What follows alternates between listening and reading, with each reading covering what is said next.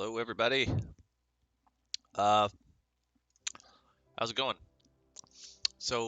There's 3 days left in this season for rankings, and last night I was on my phone playing some MTGA, and I kind of started playing around with this deck. And the last time that I think I featured this deck, it was uh, it was a little different. It was more of like a life gain deck, and it still is kind of. But I think that it's kind of shifted into this new style because I was exposed to another deck. I got paired me up against another deck that was playing very similarly, except there was one major difference that there was something that he did that I just didn't notice at all at first, and that was that he used his Book of Exalted Deeds on his Faceless Haven. And at the time, I don't think I was playing any Field of Ruins in that deck. And this is the only card. Um, well, no, that's not technically true. There are some red cards that destroy lands, but this is the only like played card um, in the format that can actually get rid of a uh, a Faceless Angel that has been marked with Book of Exalted Deeds. So what you do is you activate the Faceless Angel. You can attack with it or not. It doesn't matter. What's important is that you let it survive the turn that you turn it into a creature. And then you sacrifice this because it counts as an angel. You sacrifice this and put a counter on it that says you can't lose the game and your opponents can't win the game. So basically, if they don't have a Field of Ruin and this becomes a land again, they can, I mean, it's very likely that they will lose. Because, I mean, there's very few cards that destroy lands. In pretty much any format, there's always going to be very few cards that destroy lands, and they're not going to be a lot, well-liked cards. Now, that being said, Field of Ruin has made a genuine surgence in the format because of Faceless Haven being so popular in just about every single deck. You'll see this card played everywhere. And it's a little bit unfortunate because this combo of Book of Exalted Deeds on a Faceless Haven is actually like real. Like, if this wasn't a popular card right now, this would be an unstoppable combo and would force this to be a played card, I think. But the fact of the matter is, it's probably not a very favorable combo right now. Not because it's super mana intensive. Obviously, you need 3 snow mana to activate this. This is a colorless land, but this requires 3 colored mana of 1 color, in addition to casting it 3 mana to also activate it.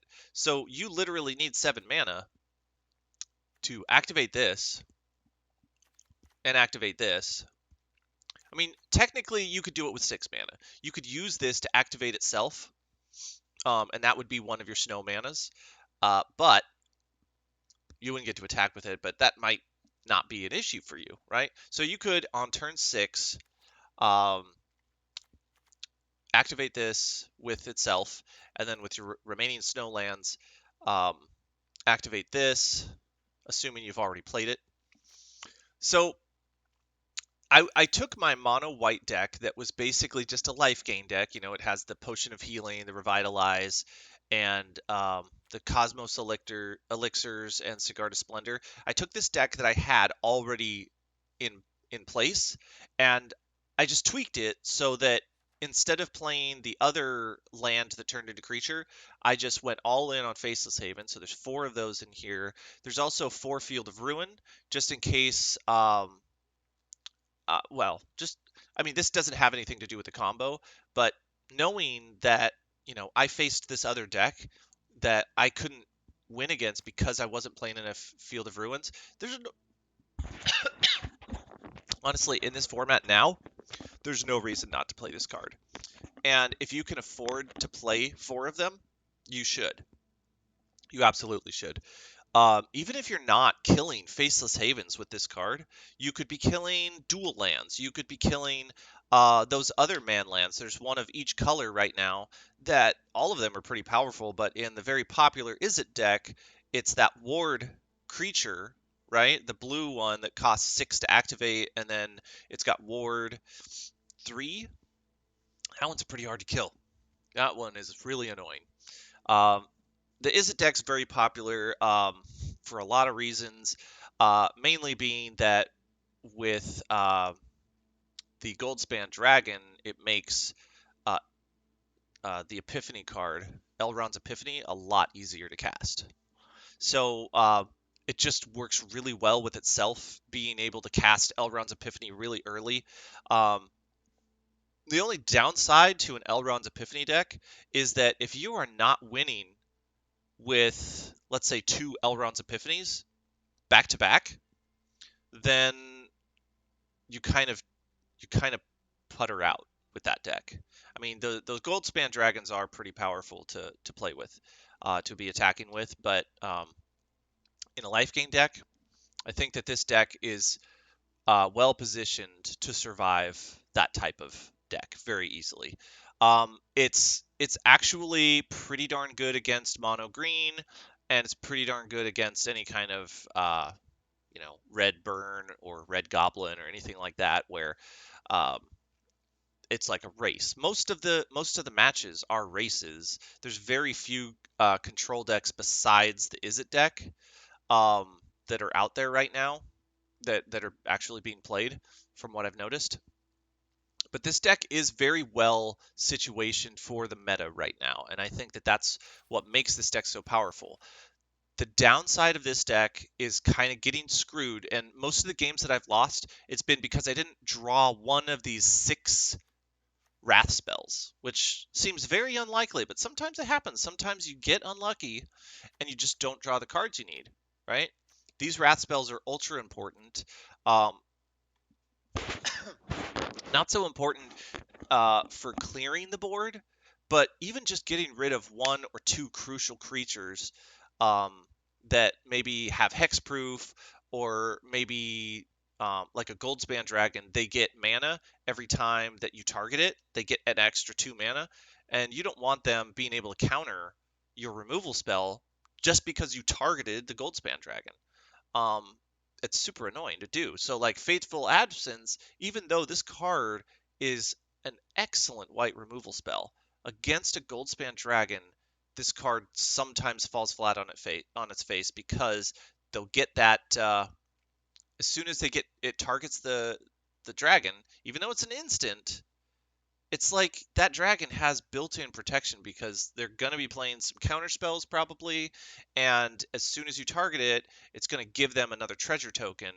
And so if they haven't already used that treasure token to take an extra turn, um, you're going to be in a sticky situation, because I mean, even if they have used that treasure token when it attacked, like, right, it comes into play, it attacks, it gives you a treasure token, and that treasure token is worth 2 mana, and then you target it with Fateful Absence, and that's another 2 mana that they get right there. So that's 4 mana on the table after they've, on turn 5, cast a Flying Haste 4/4.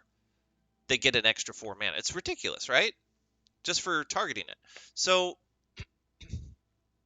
Goldspan Dragon is a problem in this format. It's kind of been a problem. It's a very powerful creature. There are ways to get around it. There's only 4 of them, right? You can never have more than 4 of a card in a deck, and that's very helpful in this case.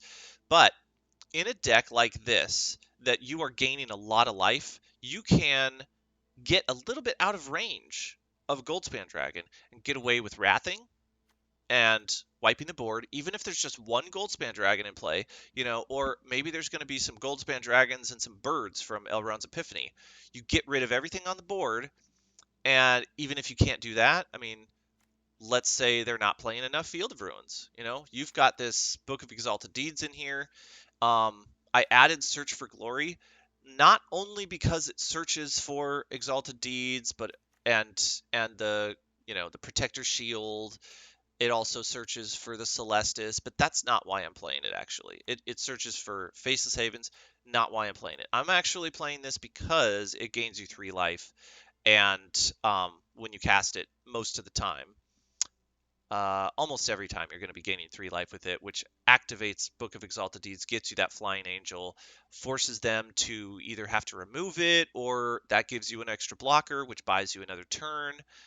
There's so many ways to survive a very long time with this deck.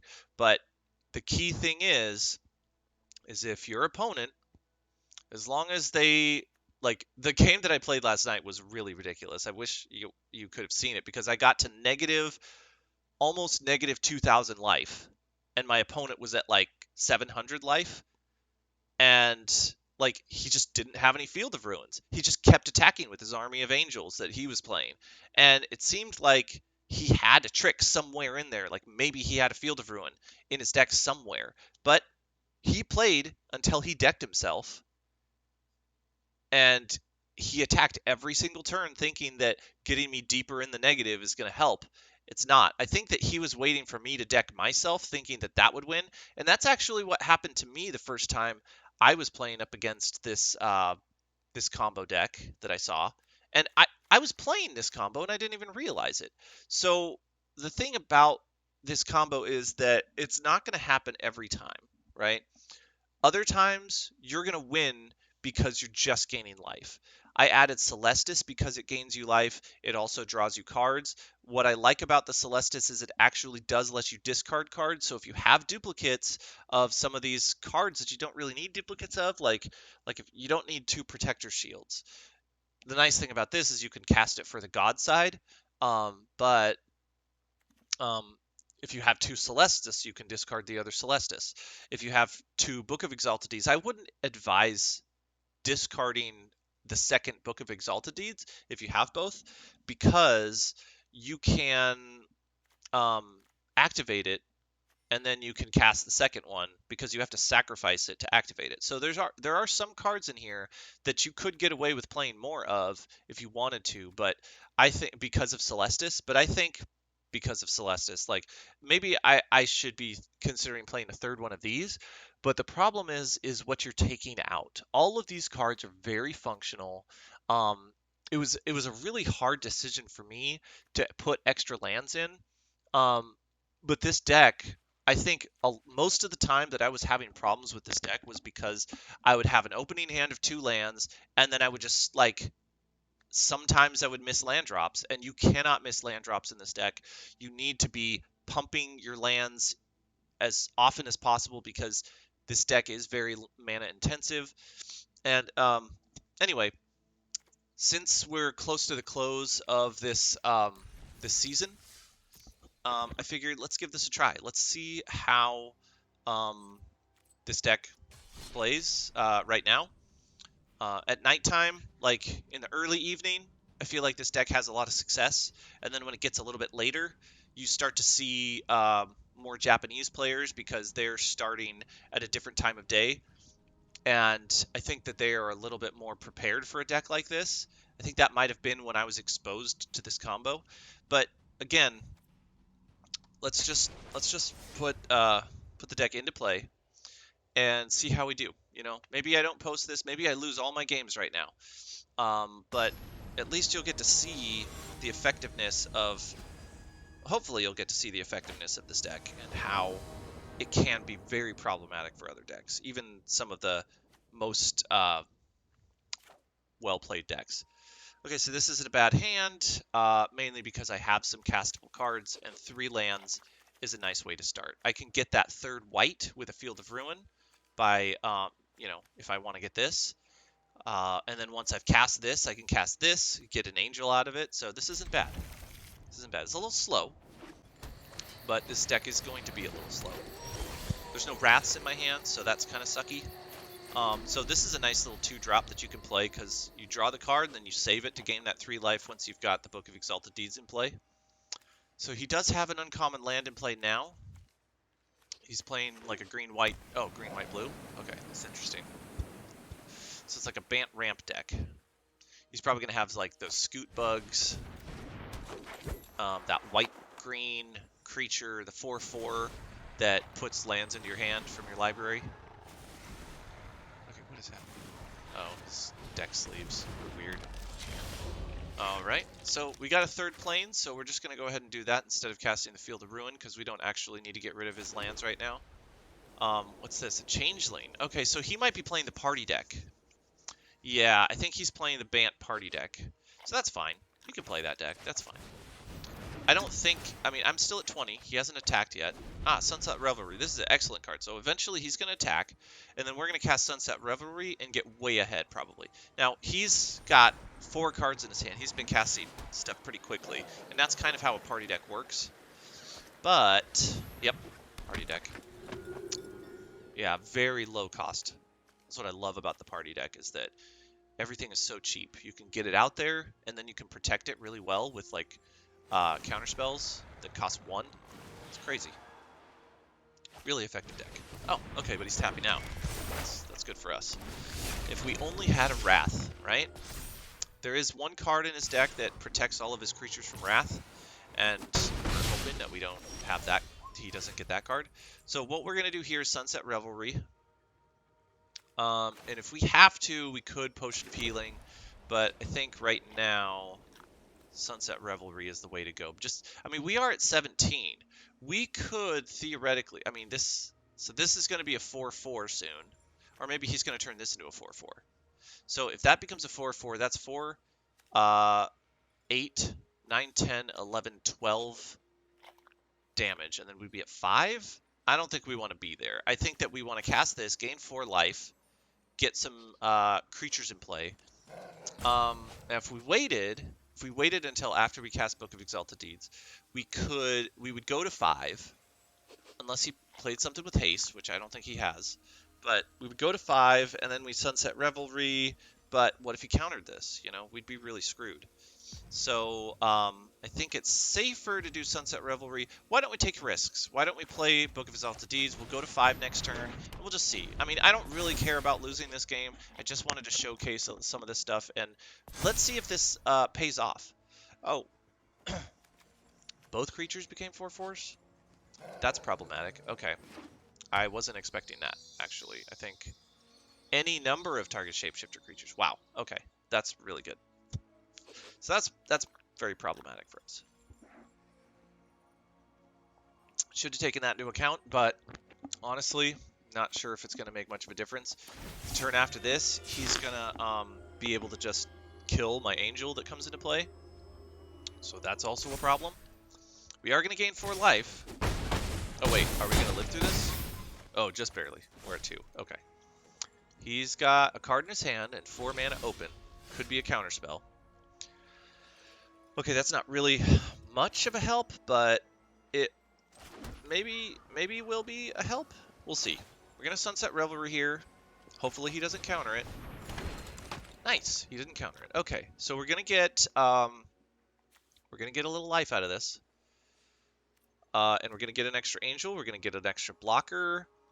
We can block 8 of his damage currently. Assuming that he kills the 3/3 angel. We can kill his 4/4, and then we take 2. We can survive this. And we're going to go ahead and kill... I think what we'll do is we'll kill his Archpriest. Because this actually pumps one of his creatures, so we don't need him doing that. It would be nicer to be able to decrease his party, but yeah, what we're going to do is we're going to kill that Archpriest instead. Knowing that he's... killing the angel. Let's go ahead and kill that Archpriest. Gets rid of our angel. That goes away, so that's nice. We still have to deal with these 4/4s. This is only going to last us 1 turn. Oh, that's too bad. But you know what? Oh, flying makes it that damage unpreventable. Okay, so that's a problem. Forgot about the flying. And also, I didn't know that he had this in his hand, so that was going to be a problem no matter what. So I'm going to take that 5. Yep. Okay, so unfortunately, I think it might have been smarter for us to cast the Sunset Revelry sooner, instead of waiting to get that angel so that we could have survived a little bit longer. We could have sacrificed the Potion of Healing after we played this on turn 4. So we're learning here a little bit, but I think that it's a really solid. We could have survived that. Had we drawn one of our 6 Wraths, we would have been in very good shape, I think, right? Now, had he drawn his blue-white angel, he could have protected all of his creatures from a Wrath. So, but there's a good chance that he's playing only 4 or less of that angel. Obviously, he can't play more than 4. And we're playing 6 Wraths in our deck. I thought about putting a 7th Wrath in. Again, there's just very little room. Another thing I thought about is playing more than 60 cards in this deck. You could get away with playing more than 60 cards in a deck that you're constantly drawing tons of cards with. But I kind of wanted to, I don't know, I wanted to prioritize some of these life gain cards. We'll see. We'll see if playing more than 60 cards pays off. It's really hard to balance a deck that plays more than 60 cards. Land-wise, it's really tricky. Anyway, so I think this is a keepable hand. Turn 2, we'll probably put that into our exile zone. We'll foretell it. Everyone should know by now that a mono white deck that plays a foretell card, it's going to be a Wrath spell, so it's not going to be any kind of surprise to them about what happens. So this is a little bit tricky. I mean, we definitely Doomscar. We foretell that thing.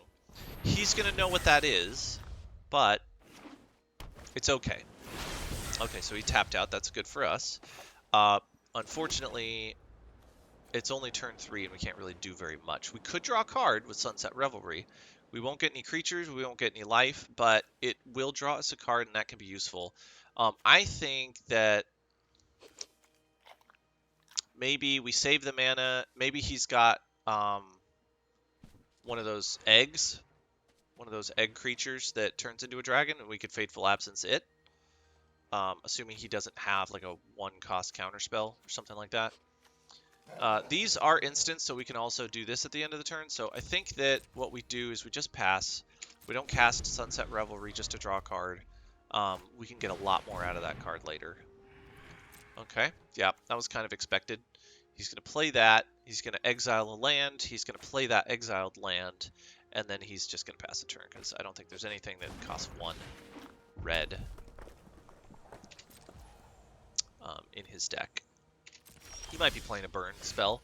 This is great. Okay, so this gives us another mana, which we really needed. And it starts the night-day cycle. And then we can change that anytime we want. Are there cards in our deck that we should be getting rid of right now? Not quite. Yeah, this was expected. Turn 4, Memory Deluge. I'm surprised that he's doing it now and not waiting to do it, but that tells me he doesn't have any counter spells in his hand, right? If he's doing this on his turn, he's like really hurting for land. And no, he already played. Wait. No. Yeah, he already played a land. I think he played an island this turn. So he played an island. He cast this. He probably doesn't have a lot of lands. Look what he's discarding. Battle of Frost and Fire. Okay, Field of Ruin, we can play that, that's fine. We're not going to get rid of his Snarl because he's playing Snow, so he's playing Faceless Angels. He's also playing Field of Ruin. Somewhere in this deck, he's got those cards, so we have to play around those. Let's go ahead and here, the best course of action is going to be Sigarda Splendor. I know he's got a dragon. He's got a Goldspan Dragon in his hand. What we're going to do with that is we're going to either Doomscar that dragon on our turn, or we're going to Fateful Absence. Either way, we have 5 mana next turn, and he's only going to be able to counter 1 of them. And it's really important that we get rid of that dragon. Well, that's maybe not true. I don't think that he has a lot of counterspells in his deck, considering that he cast this on his turn, but knowing that he couldn't play a land with it. There's the Goldspan Dragon. He's going to attack, deal 4. Now would be a good time to Sunset Revelry, right? can draw cards out of it. Nice. Okay. So Sunset Revelry is a great card to cast here, but do we want to Doomscar first? Do we want a Fateful Absence first? We can do a lot of things here, right? Let's try Fateful Absencing first, seeing how he reacts to that. If we have to, we can Doomscar still, but I'm hoping that we can get away with the Sunset Revelry or Revitalize, something like that. We'll see. We'll see what he does here. He's probably going to counter it. I mean, he's going to get a treasure token, so he's got 4 mana up. Yeah, counterspell. Okay, so what we'll do here, that's fine, that resolves. He gets another treasure token, but he doesn't have another exiled counterspell, right? That was the one that he foretold, and now we can either Doomscar, we can Sunset Revelry, draw a bunch of cards, gain 4 life. That negates the 4 life that he dealt with Goldspan Dragon. That might actually be a pretty good play, just because we do want to be gaining life. But another thing is there's a very good chance he's got Elrond's Epiphany. So let's go ahead and Doomscar. So what's nice about that is that it forces him to play another Goldspan Dragon instead of Elrond's Epiphany. He's gonna, after a Goldspan Dragon, he would have 1, 2. Oh, he's gonna Elrond's Epiphany now. Interesting. Okay, that's actually kind of good for us. We got rid of his treasure token. He's back up to 7 mana. Oh, interesting. Okay, ward creature. Okay, that's a 5/5. It's a little bit tricky to get rid of, but not impossible. We have a lot of Wraths in our deck. That's why it's okay to use them for getting rid of just a single creature. And this has Ward 4, so that's a little bit tricky to get rid of, but not impossible. We're still at 16. We're gaining life. This is kind of going well for us. We have Sunset Revelry, so we'll do this since we don't have a lot of other options. But should we Sigarda Splendor first? Yes, we should. We absolutely should Sigarda Splendor first, and then Sunset Revelry. So we're going to gain a life from this. We're going to get some creatures with Sunset Revelry and draw cards, and gain 4 life. And we're going to gain a lot more, actually. Ah, see that? There's our Wrath that we needed.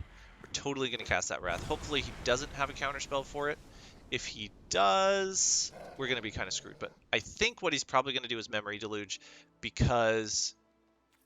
oh, he played his Hall of Storm Giants. Okay, so we're going to have to use our Field of Ruin to get rid of that pretty soon. He can't do it right now. Oh, Dragon's Fire. That's a weird play. I guess he's just trying to get rid of his Dragonfire. I don't know why. Okay, so now that's tapped. Makes it a lot easier to get rid of. He's not drawing a lot of cards for that because... you know, he didn't have a lot of cards. Maybe that's why he Dragon's Fired. So we could get rid of this card, so we could draw a card. Oh, okay. Yeah, we're cool with that. You're just wasting mana right now.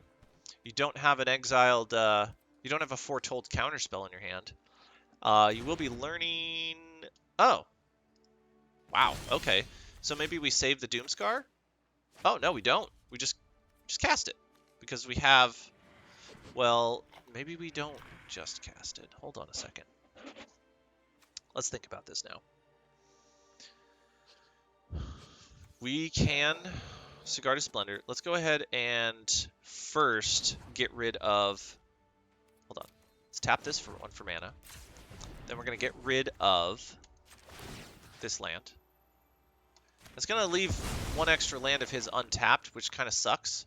But this is the most mana efficient way of doing what I think what we're trying to do here. So we get another mana here, and that gives us 5 mana. So what we could do is we could Doomscar now, or we could Sigarda Splendor, but that would just leave us 1 up. I think that we Doomscar now. First we attack. Let's go ahead and attack in for 1, because this guy's not doing anything else. Might as well get him down to 19 while we can. And then we Doomscar now, hoping that he doesn't have a counterspell, because that would be the only problem, I think.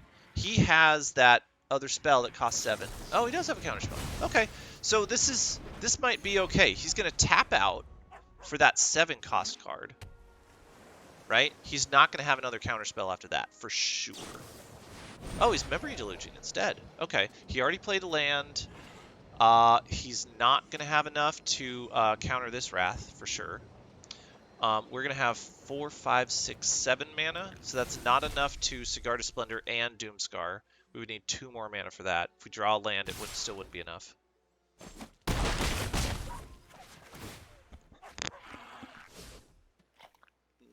So we're at 10. That's all right. Could be at more. We could draw this out a lot longer. So, okay, so that's probably another... It's either an Elrond's Epiphany or a Doomscar. I mean, not a Doomscar. It's Elrond's Epiphany or a Counterspell. Either way, he's not going to be able to counter the Doomscar this turn. Do we want to save this? I mean, we could definitely survive another turn. Do we want to save it for when he Mascot Exhibitions? Maybe we do. Maybe we want to do that. We have 6, 7 mana. We could Sigarda Splendor and Revitalize, drawing a card. May have played a land already. Or is Cosmos Elixir a better card to play? Let's see. If he Elrond's Epiphany, we're kind of screwed, right? Even if we gain a bunch of life, I think we need to Doomscar here. Because Elrond's Epiphany is going to be the only thing that we are really worried about. He did just exile a card from his hand, so I think that we have to Doomscar here. So we're going to cast 5 for Doomscar. We're going to have 2 mana left. We can Revitalize on our opponent's turn, and I think we'll be okay. It's unfortunate that he countered the last one. But you know what? We're going to draw an extra card from Sigarda Splendor unless he's got a Goldspan Dragon. He might have a Goldspan Dragon and an Elrond's Epiphany and be able to do both. If that's the case, we're kind of... Yep, there's a Goldspan Dragon. So he's going to get 2 more mana, which, if that is an Elrond's Epiphany, that's enough to cast. Okay, so unfortunately we just didn't get enough of our removals. So we're going to take 4, and if he's got that Elrond's Epiphany, we're kind of screwed anyway. Yeah, there it is. Okay. We just, we played around best we could what he had, but I don't think that it was enough. Let's see here. 6 damage next turn. We could survive this. We could totally survive this. Let's go ahead and Revitalize now. Gain some extra life. Ah, that's kind of nice. Draw a card. So if he's got another Goldspan Dragon, I think we're dead here. Oh, another Elrond's Epiphany. Okay, that is game. That's game. Let's go ahead and concede. So he drew 3 of his Elrond's Epiphanies. That's kind of like just dumb luck for him, right? You're never gonna catch all of those like perfect, games of theirs, but he had everything at the exact right time, it looked like.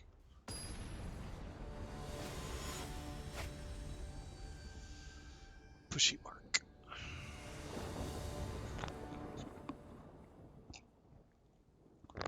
Couple Celestis, that's kind of nice. I can discard one of them. Discard of Splendor's nice, Potion of Healing's nice. A keepable hand. No Wraths, but we'll be okay for now. Okay, so blue, black. And this is snow. Blue, black, snow. And not snow. Interesting. Okay, we'll cast the Potion of Healing. Doubt he's going to have a counterspell for this. This just draws us a card, but he does have an instant. There was a pause there, if you noticed. He's got some sort of instant spell. Oh, what's this? One of them... What kind of deck plays Siphon Insight? That doesn't seem like a great card, does it? You're just playing your opponent's deck. He's probably playing some sort of weird control deck. I don't think I've seen this. We've got 2 Celestas, so it's okay if he counters one of them. Let's go ahead and cast it. We'll draw out a counterspell from his... There it is. Okay, so he's definitely playing some sort of counter control. It seems like a weird deck. And it looks like he's just going to be... yeah, he's just going to keep countering our stuff. So we're going to foretell. We're going to wait for him to tap more of his mana.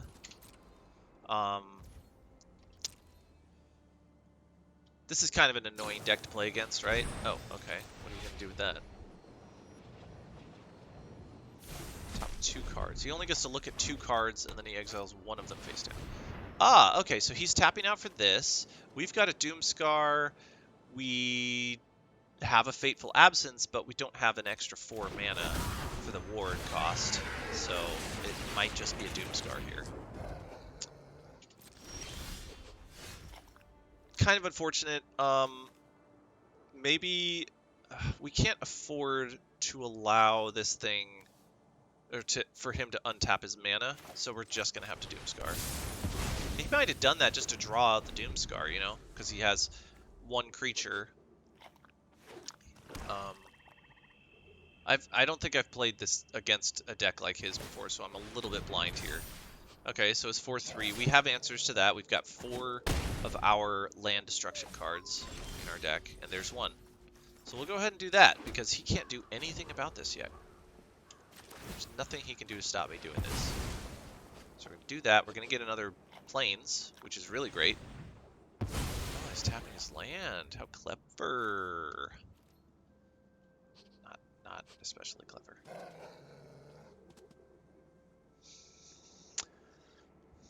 Yeah, so gonna get a land out of that. We're gonna have 2 lands. We could revitalize on his turn if we wanted to, but I don't think there's any need to. He's got lots of counter spells, it looks like. He's probably not happy that we got rid of his land. He's probably running out of threats right now. And now all he's got is like probably Memory Deluge. Well, let's throw out another Field of Ruin, show him who's boss, huh? He's probably got a lot of removals. All of that is totally okay. Are we cool to cast the other Celestis? This card helps the deck a lot, but it's not like an essential card for anything to work. It gains us a little life, draws us little cards, but it's not the best version of what we have in our deck. So let's go ahead and draw out some more counter spells of his deck. I mean, we've got to do that eventually anyway. We're not going to get through this game. Yep, there's a counter spell. He's still got 1 exiled in his hand, so that's probably another counter spell, right? Or it's an Elrond's Epiphany. Or it's like a black removal spell. There's a couple of those. Oh, here we go. Here's a Field of Ruin. Are you going to kill my Faceless Haven? So we know that since he has a Field of Ruin, we know how to deal with that right now. Okay. So I think here we definitely don't want a Book of Exalted because he's got counter spells. But what we can do is we can cast things like this that decreases his ability to hurt us by a lot. So, I mean, like Elrond's Epiphany Birds, he casts that all day. He'll deal no damage to us. But we're going to try and draw out as many counter spells from his hand as possible, because that's only going to hurt him the less counter spells he has in his deck. Yep. Yep, okay. That. And, I mean, we still got a lot more cards than he does, so we're eventually going to out-card him sooner or later, and then we're going to cast our good stuff. I think another card we can cast is Search for Glory. Up there. Oh! Our Field of Ruin. Interesting. It didn't have mana up to respond to that. That would have been nice. To be able to respond to that, kill one of his lands. Yeah. So maybe we could have saved our mana for that, but you know what? Whatever. We've still got 2 more Field of Ruins, and even if he draws all 3 of his other Faceless Havens, I don't think we're going to be in big trouble. We still have Fateful Absence we can use. Heck, if he played a Faceless Haven, if he had one in play right now and attacked with it, we could do that. Okay, I don't know what you're expecting to find, but oh, that's the card he stole from me right there. That's not a Elrond's Epiphany or anything like that. Oh, he's taking my Field of Ruins. That's funny. Okay, whatever. You can have my Field of Ruins. It does disable my combo a little bit, but we don't need the combo to work in order for us to make this deck work, right? We've got a lot of other ways to make this deck work. Oh, there's a land. That's nice. Um, is it safe for us to do something else? Well, we could search for glory and play Book of Exalted Deeds, and you know, he'll either counter this or he'll counter the Book of Exalted Deeds, but that paves the way for our second Book of Exalted Deeds. Or we could look for another shield, and that could throw him off too. We've got options here. I don't think we want to play Cigar to Splendor because that's probably a more valuable card. Maybe it's not. Maybe Cigar to Splendor is not that great. Oh, he's just going to quit. Okay, fine. He doesn't like waiting. He's impatient. That's fine. I don't have to play him. His deck is weird. We're not learning anything from playing against a deck like his, right? That's just going to be a really long game for both of us. Let's try this again. We haven't had a really good opportunity to show how this deck shines, right? We've lost the first 2 games. The last game, we had a quitter. So right now, this deck doesn't have a great track record.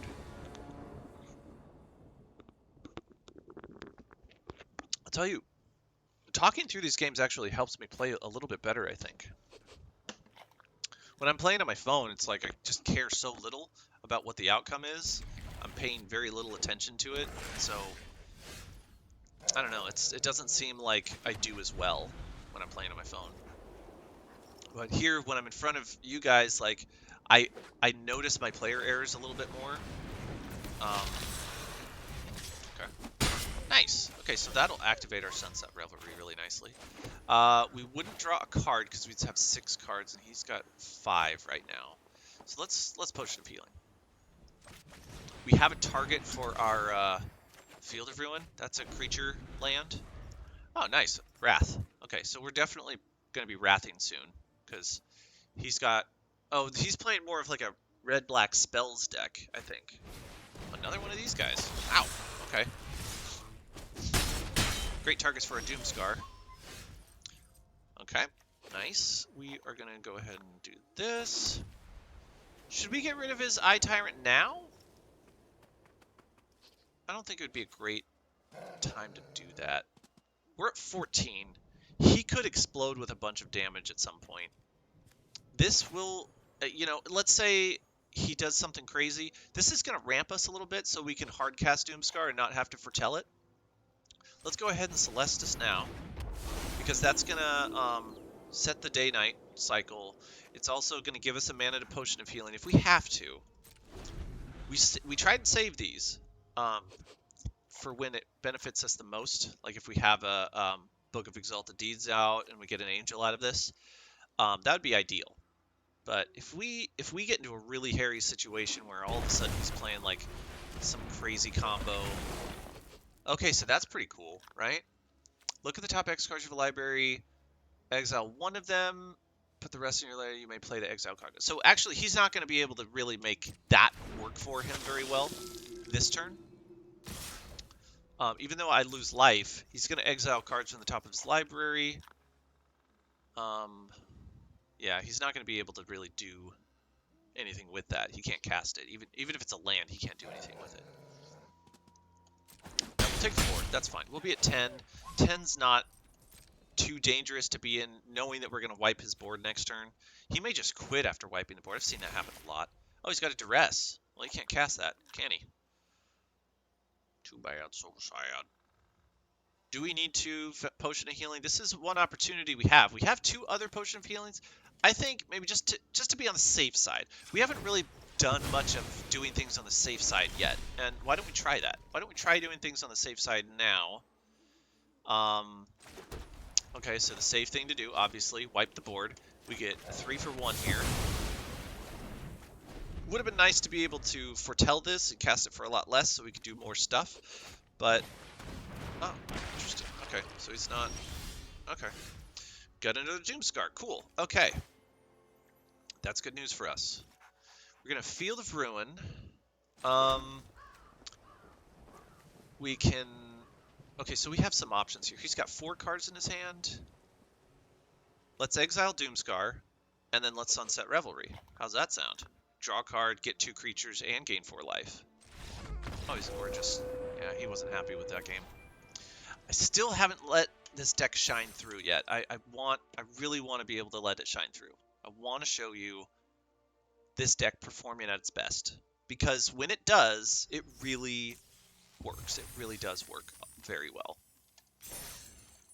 Is there anything that we could look at to adjust? Well, let's change the cover of the deck, why don't we? Let's change it to Book of Exalted Deeds, right? No, we're not doing that right now. Because this is what it is. We're calling it the Faceless Angel deck because what you're doing is you're taking Faceless Haven, you're turning it into an angel, and then you're sealing it, right, with this token of, or I guess a counter. You can't lose the game.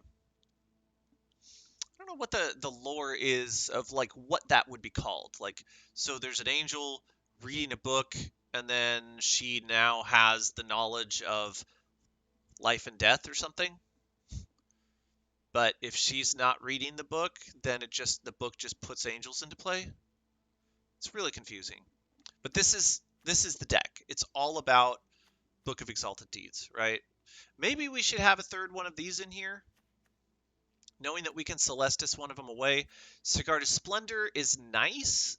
Is it really as good as Cosmos Elixir? I don't know that it is. I mean, it's kind of cute, but maybe we try it without. Maybe we try 2 books of Exalted Deeds, or 3 books and 3 Cosmos Elixirs. What do you guys think? Do you think that that would make more sense in this deck? Because this one, essentially, let's say, okay, so it's 4 mana, so it costs the same as an elixir. It gains its life every time we cast a white spell, so that's kind of nice, but it's just 1 life. It also draws us cards if we have more life than what we started with. That part is actually really beneficial. Cosmos Elixir doesn't draw us cards unless we're at above 20 life. If we're at above 20 life, then I think, honestly, I think that they're kind of a balance. They're kind of a package deal, right? They benefit each other immensely because one is one condition and the other is a totally different condition, drawing you cards. So you're not always going to be drawing cards out of either of them. But if you could be meeting both conditions, or you could be needing just one of the conditions. Either way, they both help each other, I think. This one gains you life, and then that, like if you're not at 20 and you're gaining life, that means that it's going to be more likely to activate Sigard's Splendor. I think they complement each other pretty well, so it's a nice even split between the two of them. I mean, I had some good advice from a friend that if you're playing a mono-colored deck, there's great benefit in being able to play 4 of each card. But, you know, like this card is cute. It's probably not needed in this deck. This would be probably a good card to consider getting rid of if we wanted to add, you know, another Cosmos Elixir or another Exalted book. Maybe we consider doing that because we don't really need this card, right? It's not completely necessary. We can use Search for Glory to look for Celestis if we end up getting like duplicates of some of these other cards that we don't want duplicates of, like Book of Exalted Deeds. Let's get rid of. Let's try this. Let's get rid of one of these. Let's add a Book of Exalted Deeds because that's a pretty important card. You don't want too many of these though, but you do want redundancies of the combo. So let's go ahead and, you know, sign up for those redundancies. I think all of our life gain cards are pretty vital for the deck to operate in its environment. Sunset Revelry can be very beneficial, or it could just be like a nothing card. Like literally, there are going to be times when this card does 0 things. But if this card's doing nothing, then you're already in a good position, most likely. Fateful Absence, definitely a 4 of, so we can't really get rid of those. Vanquish the Horde's really nice. We don't want to be getting rid of any of our Wraths because, I mean, I was considering putting a third Vanquish in, but I don't know that there's room for it. I don't want to get rid of any lands. I know that I'm playing a lot. 26 is kind of a lot. I'm not playing any, like, land spells, right? There's a couple of those that I could be playing, but I'm not. I like the fact that we're playing so many snow.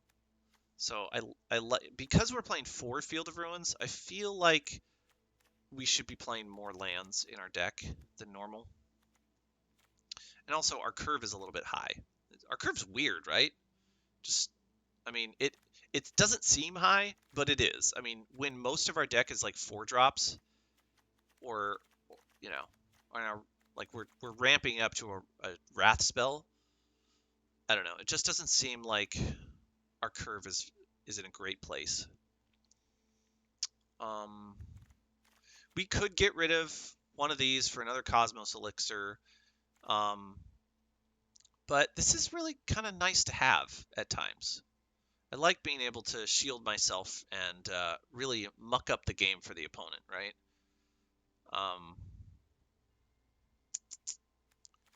It is nice to be able to play 2 of these because of the God side, but I very rarely play the God side. It's cute, but it's not necessary. It doesn't really make the deck function better, except for the shield. The shield side makes the deck function better because you're taking less damage, you're making it harder for the opponent to get rid of your stuff, you're protecting everything a little bit better. So I think that's pretty important.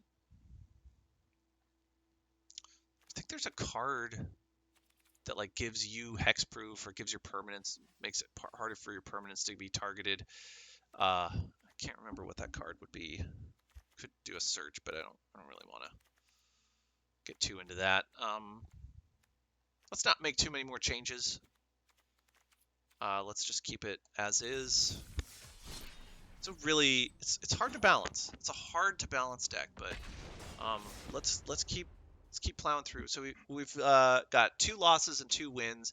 Both of our wins were kind of like quitters, so I still haven't really got this deck to shine the way I want it to. I want to prove to you that this deck is like really well suited for the meta. Okay, got a Wrath, Celestis to ramp, Book of Exalted. That's pretty nice. Pretty nice. And we've got a Revitalize to follow up the Book of Exalted. Okay, so black. I've seen this deck a lot with that Spider Queen card, and then Liliana can really screw us over. Oh, okay. So I know what deck this is. This is that treasure deck, so he's going to have Goldspan Dragon in here. Can't really do anything with our mana this turn. I don't think Revitalize is a really great choice. But I think on turn 3, we're going to want to cast that Celestis. Let's see what he's got here. No spells, huh? Interesting. Maybe he's saving his mana for him to sacrifice his Eye Witch to something. Which would be fine. Faceless Haven. Do we want to cast that now?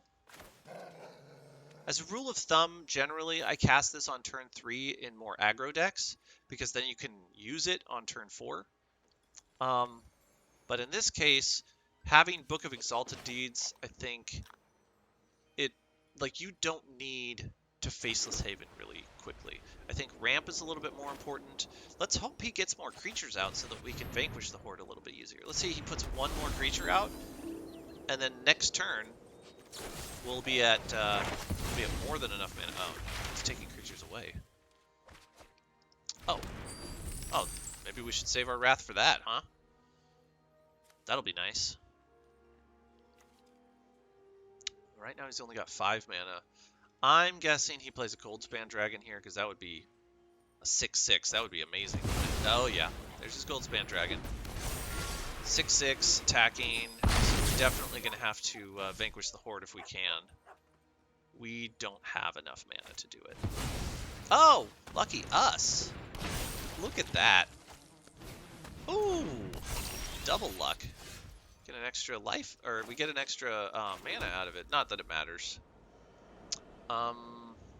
Yeah, we definitely vanquish the Horde here. Don't really have much of a choice. He's got lethal on the board, I think. We're at 10. Okay, so he's going to get a little bit of this action. He still doesn't have enough. He's only got 3 mana plus this. Is that it? Oh, that's bad. That's real bad for him. Okay, 4 mana. Okay, that guy's annoying. Not impossible to deal with, though. We can get through this. In fact, if he's not playing Field of Ruin, we might be able to just Exalted Deeds away his threats, right? Let's try it. It might have been smarter to cast Cigar to Splendor here, but if he doesn't have a Field of Ruin in his deck, he's in real big trouble. Yeah, let's... Oh, we should have revitalized on our turn to get the Angel. I don't know what I was thinking. Maybe I was thinking about that Faceless Angel combo, which I don't think we have enough mana for yet. Let's go ahead and save our Revitalize for our turn. Yeah, we don't care about that. We're going to go ahead and save it. Even though we're taking damage, I think it's more important to get some blockers up there. Okay, so we're getting closer to the mana we need. Actually, we're there, aren't we? We are there. What we do here is I think that we do this now. And we sack this, and then we just see how that plays out, because he's forced to look for his card. He doesn't have any mana to do anything to us, so we're just going to do this. Wait a minute, what's happening? Why does it cost 4? Do this, 1, 2, 3, and then we're going to do this. Oh, we have this over here that we can use also. So I shouldn't be too worried about this. Okay, so I'm going to activate this. Oh, I see what's happening. We wanted that to be there. Okay. So we're going to sack this. I'm going to turn it into an angel. There's no, like... There might be a red spell. No, there's no red spell that costs 1 that does 3 damage, I don't think, is there? What's he going to do? He's thinking. He's thinking, can I win?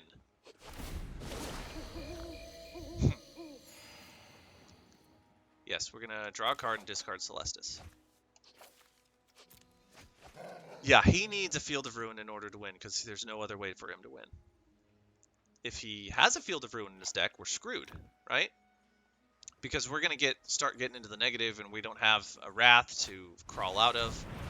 I think that he's thinking about, what do I have in my deck that I can get rid, that I can make myself survive this.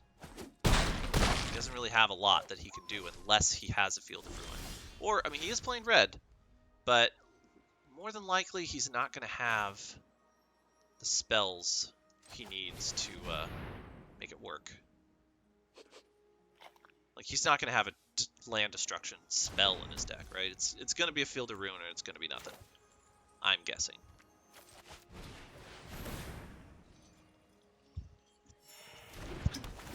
We may get lucky and get out of our negative, you know, at some point.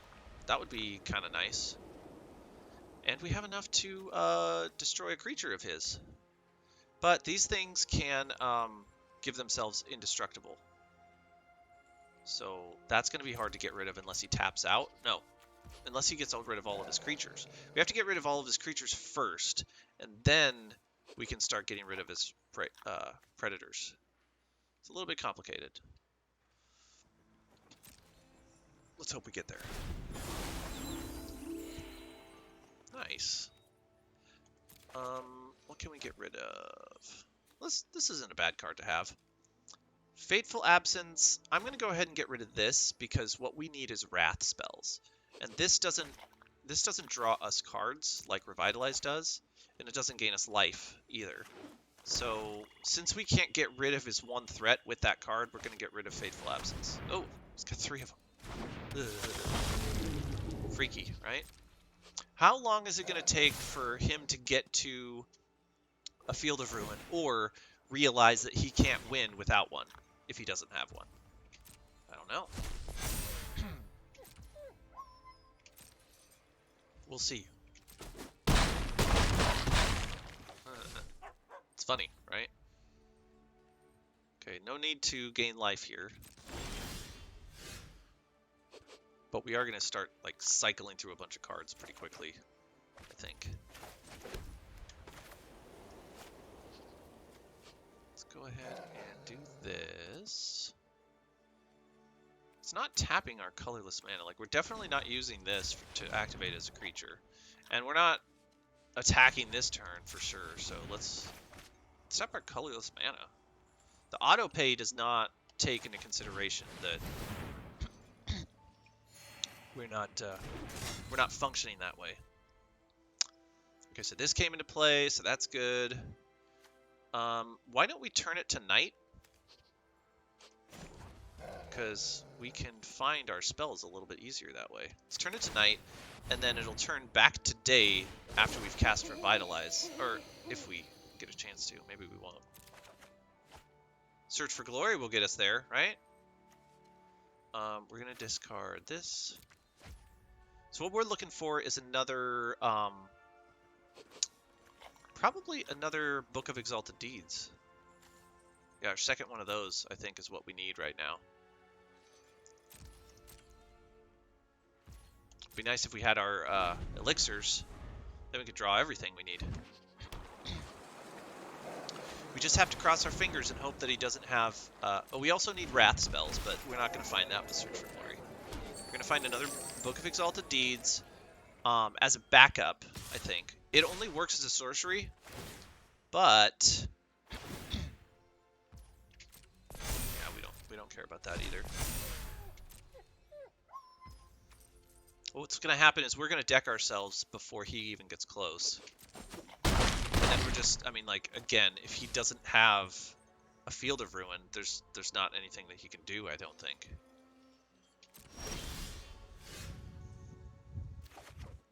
We're not going to be drawing extra cards with this anytime soon. So this is kind of a less good card than the Elixir. Maybe we take out one of these, we just play one of these, and then we play 3 Elixirs. Because the Elixirs, I think, are better for our deck. It wouldn't be drawing us cards either, right? So we're going to search. First, we're going to tap this for mana. Tap this for mana. Search. 4. Okay. Gain a bunch of life. Look for Book of Exalted Deeds. We're going to play that card. Yep. Gain another life. And then let's go ahead and we'll gain that 3rd life, right? From Cigar to Splendor. We cast, yeah. Oh, we gained a bunch of life this turn. We don't need to do that. We gained life with Search for Glory, so. Why don't we... No, I don't think we do anything here. We're good. We good. Yeah, I think he's probably just going to keep attacking so that we don't draw cards from Cigar to Splendor. Yeah, do we want to draw a card? We'll get rid of... Ah, here we go. Discard Fateful Absence. We want to get all of our Wrath spells, so it gets rid of all of his other creatures, and then we're going to start getting rid of his predators.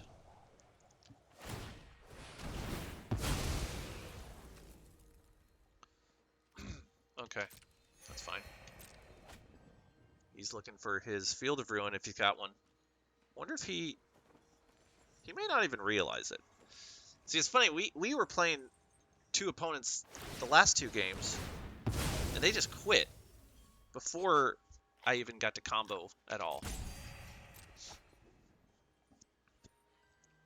This is a risky deck. You have to take risks with this deck because you don't know if he's got a Field of Ruin in his deck. It's kind of exciting, you know, to just like live on the edge here. We're living on the edge. We're at negative life, and we don't know what he's got. It would be nice if we had like a spell that we could like look through his deck or something. Yeah, I don't care about that.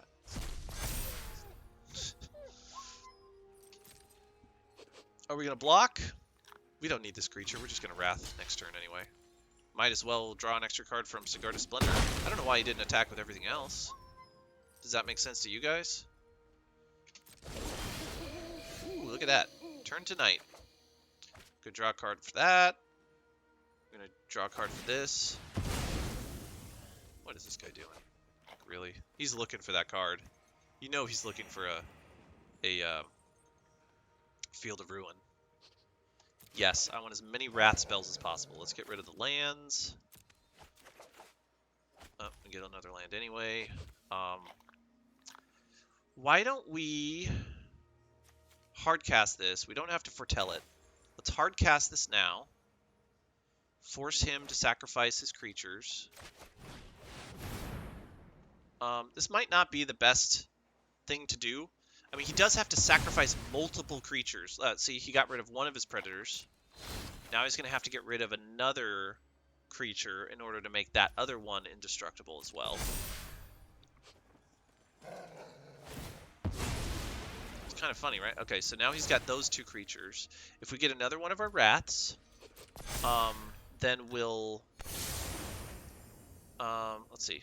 It's already going to change to night. We can go ahead and play another land. Lands are good for us. Let's draw another card, though. I know I don't need the life. I think I've already gained enough life. Ah, another Field of Ruin. Okay, so that...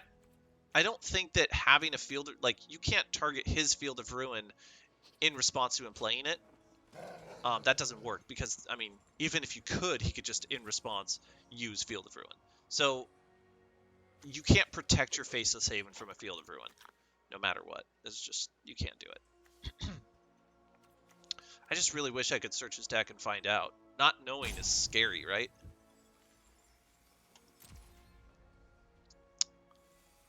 Okay, yeah, we've done everything we can, I think. We need more Wrath spells to get out of our... Yep, changes to day. We're going to draw a card. And that's nice. That's nice to have. Let's get rid of our planes. We don't need that. Actually, I don't know that we need our Field of Ruin, do we? Because, again, there's nothing we can do with Field of Ruin against his deck that's going to help us. So, unless he can summon... Oh, face it. Well, that doesn't really matter at this point. It's funny that we ditched that the same, like... And then the very next turn he plays Faceless Haven. That's funny. He ought to be... I mean, knowing about Faceless Haven, he's got Faceless Haven. So he knows better than to not play any Field of Ruins. He knows better, but he's just not. Okay, so this will give him a lot more creatures to sacrifice. So that kind of sucks. Is he going to attack? Or is he going to let me draw more cards?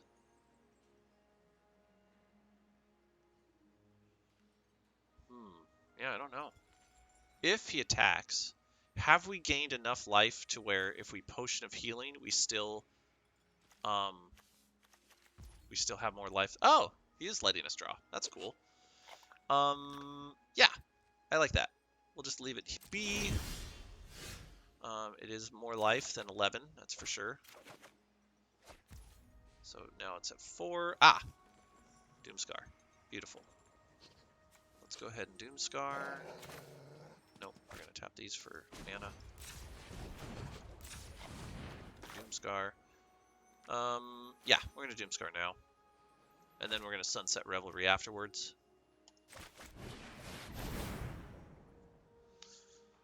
So now this is... Yep, he's going to sack some stuff. Make the stuff indestructible. I mean, it might have been a good idea to like stock up on Doomscars and do them all at once, but you can't really do them all at once because they have indestructible at that point. So you kind of have to do it, I don't know. It's a little bit smarter to stock up that way. We're going to do this, we're going to gain some life, we're going to go back up to positive numbers, so that's cool. We gain some life. We have an extra Book of Exalted Deeds, so that's kind of nice to keep. We want, I think, to play a land so that we can turn it to night. Because I think we cast multiple spells, so we'll turn it to night. Gain some life from that. Draw a card, and we can get rid of a land. Perfect. And then it'll turn to day again at the end of the turn. Okay, so we got a blocker. That's cool. Turn to day. Gain some more life. Draw another card. And we don't need that either. Although, that could come in handy at this point. So why don't we get rid of Revitalize? Because now that he's down to just 2 of these, he has to sacrifice one of them in order, unless he activates a Faceless Haven. So maybe we end up using this on a Faceless Haven if he activates it. I don't know. I don't know what we're gonna have to do. Oh, interesting. Okay, it's gonna make us a little bit harder for us to deal with the situation.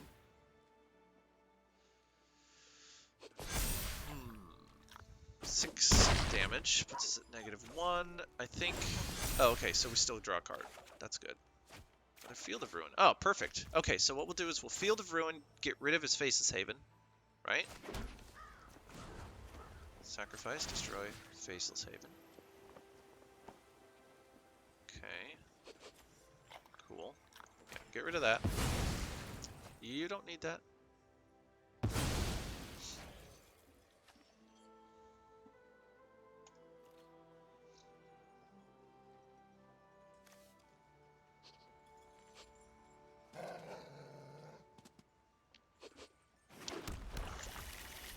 Okay, then we're going to Fateful Absence. I'm going to tap this for mana. Fateful Absence, his smaller dude, because now he has to sacrifice this in order to make it indestructible. But, I mean, either way, I mean, he could just let it die and keep his bigger creature. I think he kind of knows what we're trying to do here. Okay.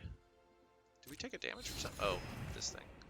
Let's go ahead and Revitalize. Now. Another thing we could do, I mean, he might have some removal in his deck, but we could Exalted Deeds our second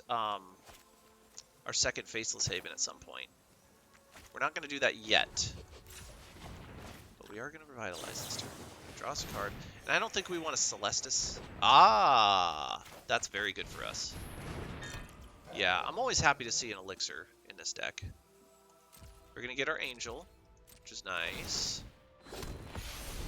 Yeah, there's a good chance that we can Exalted Deeds a second time. What we'll do, you know, we'll activate this Faceless Haven. And even if he has a removal, we still got this other one. And then we put this one into play, and then we'll have both active. We'll be good. Okay, so is he going to attack? Probably. Nope, no attacks. He's making it easy for us. This was at -1. We're gonna draw extra cards here. Nice. Oh, and it turns to night. Cool. Yeah, let's take action. Ah, nice. Going through our deck nice and smoothly. Cool. Potion of Healing. Yeah, let's go ahead and cast that. But we're gonna tap this.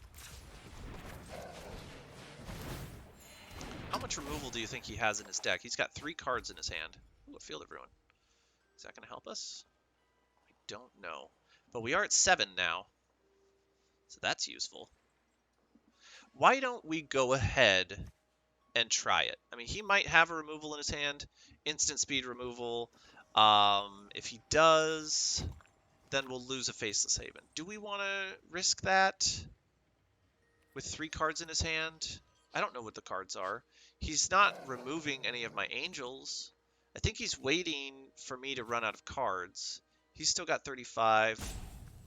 I really don't know what's going through his head. But let's try it. Let's see what happens. See what he does. Okay, so we're going to do this. We're going to put this on here. It doesn't look like he's got any instant speed effects, so that's good. And then we're just going to, I think what we're going to do next is play this. We're just going to pass the turn. No attacks. Just ending the turn. Look at that. Get another angel. Now he's got 2 effects in play that say we can't lose the game. Yes, draw some cards. So I think we're in really good shape. Let's not get rid of the Field of Ruin just in case he has like other Faceless Havens. I don't know. We don't need the Faceless Havens, but the Faceless Havens are protecting his Predator.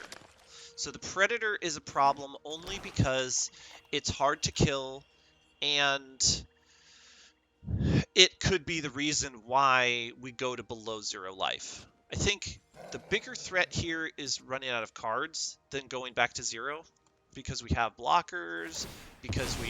Oh, that's a weird move. I don't know what he did that for. So strange. So strange. Why did he do that? Does anyone know? Okay. He's gonna get this guy. It's so weird, right? What is he doing?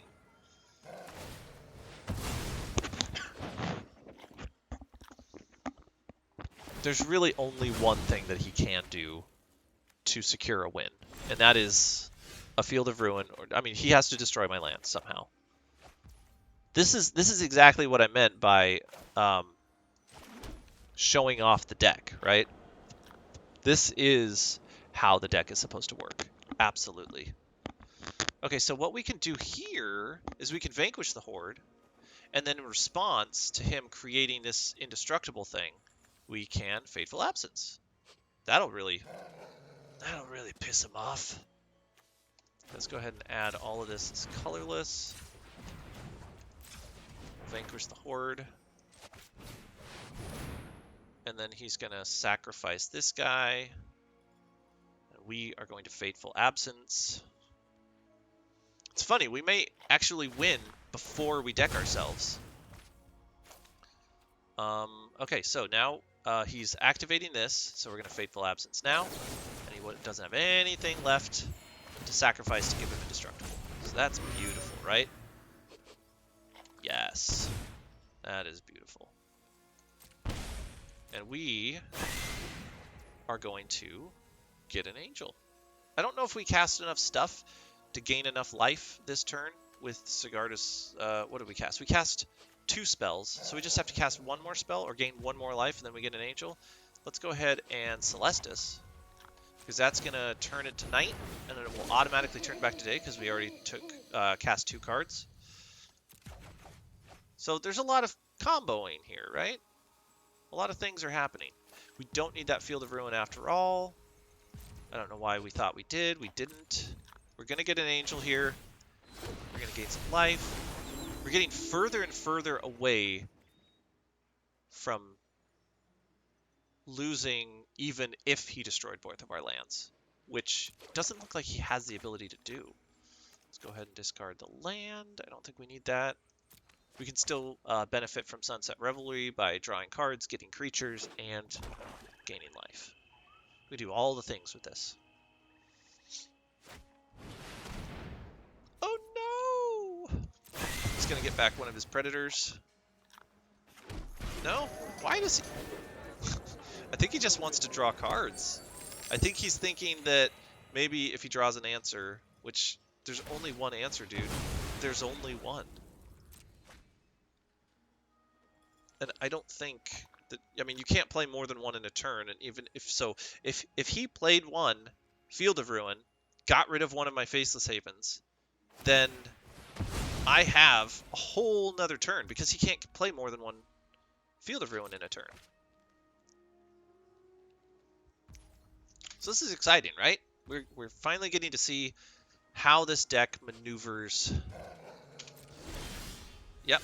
More than 10. We're going to draw an extra card from that. How many cards in our deck now? 14. We're getting down there. Ooh, we could do both of those. Not that we need to, but we're going to. We really don't need to. Let's do this. And then we are also going to Sunset Revelry, just because we can. We can do all of the things with this. We'll get the creatures. We'll get the life. Yeah. Look at that. And then we can do this. Look at that. Look at that. Look at that. Look at that. Okay. Boom. That was a great turn, right? We're gonna be drawing so many cards now. Oh yeah. Oh yeah. I mean, none of this matters. The only thing that matters is if our opponent Field of Ruins more than once. Oh, what's this? Okay. Oh, okay. He can Field of Ruin from our stuff if they're in exile from this guy. Okay, so that's kind of cool. That's kind of neat. But we can kill this thing probably. We have a lot of means to do that. We could attack in the air. Oh, what does he get? He's getting rid of this? Interesting. Weird choice, right? Not sure why he's targeting that, but maybe there's a good reason for that. Maybe he doesn't like the fact that he can't... Oh, he's getting... No, he got rid of this. Oh. Yeah, he's not going to be able to do what we're doing. He doesn't have white mana in his deck.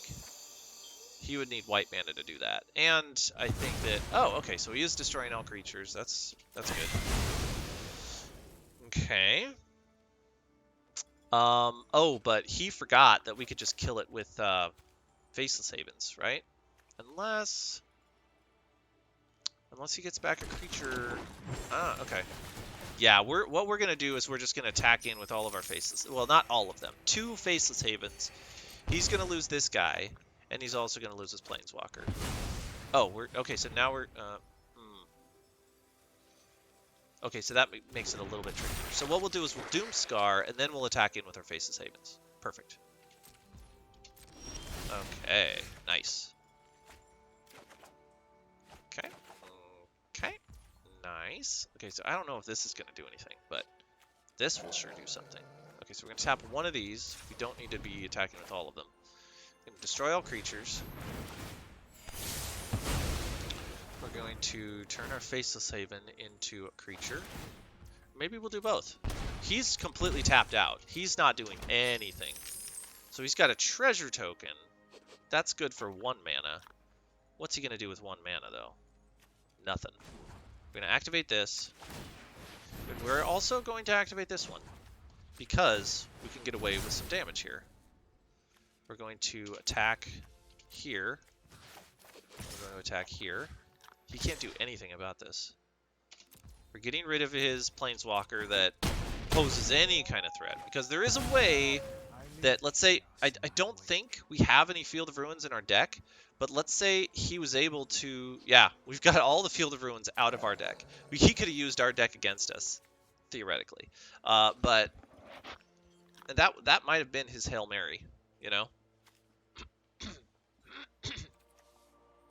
Let's go ahead and play this now to show him that we've got all of our Field of Ruins. We don't need him taking our Field of Ruins. Did we gain life this turn? Let's go ahead and check our deck. See if there's anything in there that we can grab. Oh, we can grab another Faceless Haven. Sure. And then we can cast this. Draw another card. Gain some life from it. And then we'll draw all of the rest of our cards in our entire deck. Not quite. We've got 3 cards left. But we're almost there. Oh, he thinks he's going to do something with that, doesn't he? Oh, he does have a Faceless Haven. But, oh, and oh, look at this. He's got white mana here. Oh, that's tricky. That's tricky. Uh-huh. Tricky. So this will be like a stalemate if he's able to accomplish that. That's really tricky. Okay. Huh. What's it going to be then? Is it going to be a draw? No, because we have a Field of Ruin that we could just get rid of his thing. Right? That's what that's for. Is that going to ruin his plans? Yep, you don't have the white mana to do it, and it's a sorcery speed ability, so I'm sorry, dude. I'm sorry. He has to use his access to white mana to do that. Oh no. Both at 27. Interesting. Okay, what are you doing? Getting rid of his Faceless Haven. Okay. What we can do here is we can attack him now.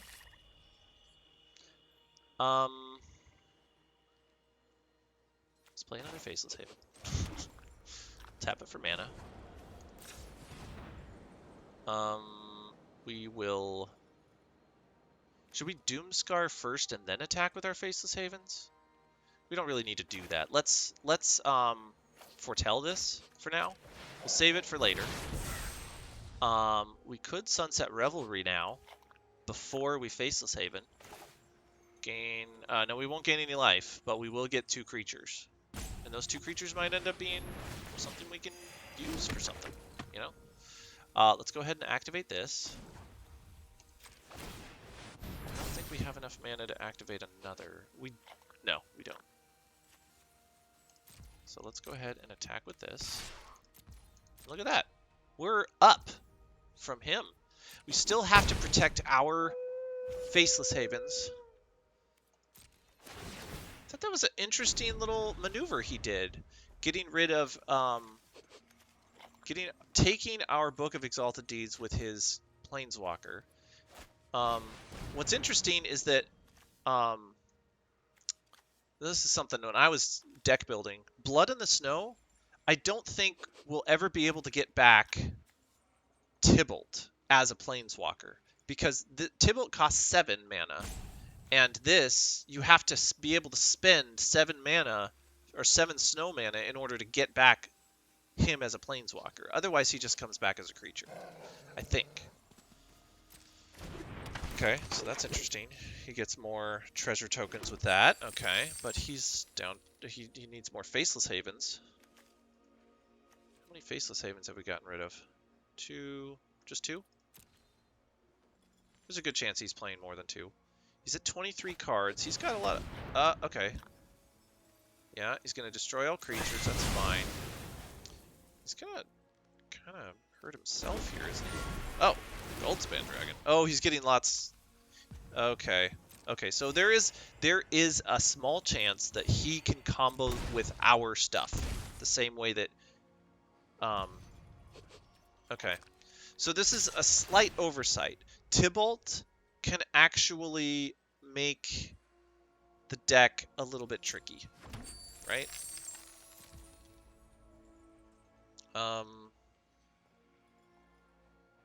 Yeah, okay. Let's go ahead and let him hit us. 24. Unfortunately, that puts us below 27. Oh, he's got a Faceless Haven. Oh, that's slick. Okay. So all he has to do is attack one more time with his dragon, and then he can Exalted. Uh-huh. He's almost there.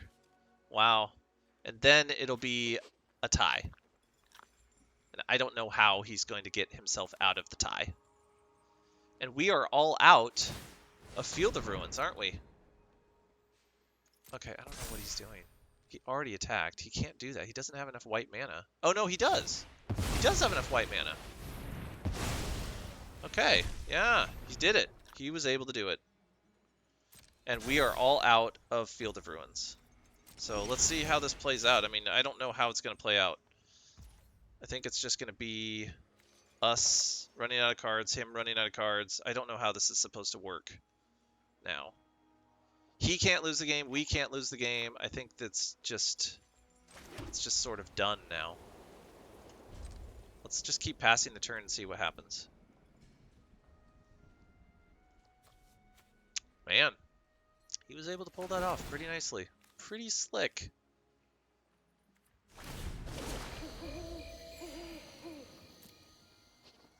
Oh, whoops. Yeah, we don't need to be doing that anymore, do we? Because we can't draw cards. We're just going to be discarding. I don't think that doesn't seem like a good plan. What's he going to do, though? I don't think there's anything that either one of us can do. Gaining life with those every turn.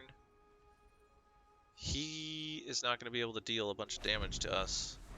This is funny, right? It's a funny situation that we're in. This game could literally go on forever. Because of Tybalt and his stealing our artifact. I'll have to remember that. I will have to remember that. That's a learning experience for me. I didn't realize that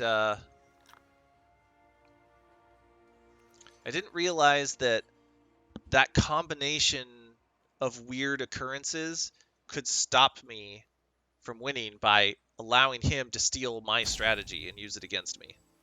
And not really use it against me, but just to copy me and make it so neither one of us can win or lose. And I don't know if there's any, like, I don't know if there's any recourse for anything. Like, is this going to end in a draw when he runs out of cards? Probably not. It's probably just going to end with us going forever. Maybe it ends with him timing out. Because he is using his timeouts, right? There's a timeout used. Is he gonna walk away from this game as... It's pretty interesting, right? He's not dumb enough to block with his Faceless Haven if I attack with my creatures, but I mean, I think that he's also not dumb enough to attack with his Faceless Havens either. I mean, I don't understand how it's possible he could ever. I don't know what he's trying to do here.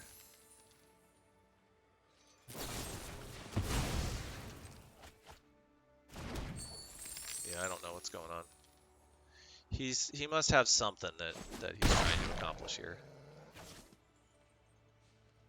There's got to be something he's trying to do.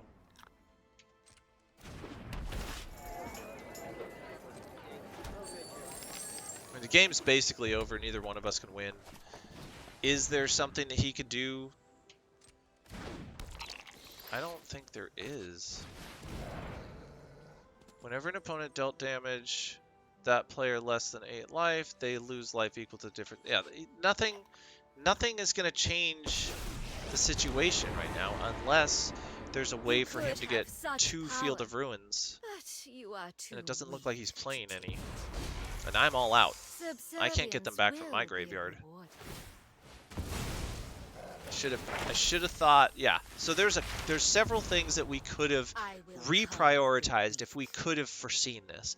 One thing that we could have done is we could have saved more Field of Ruins, because I know that there was a point in which we discarded a Field of Ruin because there was nothing else. We didn't think that we'd have any more uses for it. But obviously, it looks like we do have a very real need for a Faceless Haven or a Field of Ruin right now, right? So we could have been a little bit more conscientious about our Field of Ruins, and being smarter about it. We also could have been a little bit more careful with our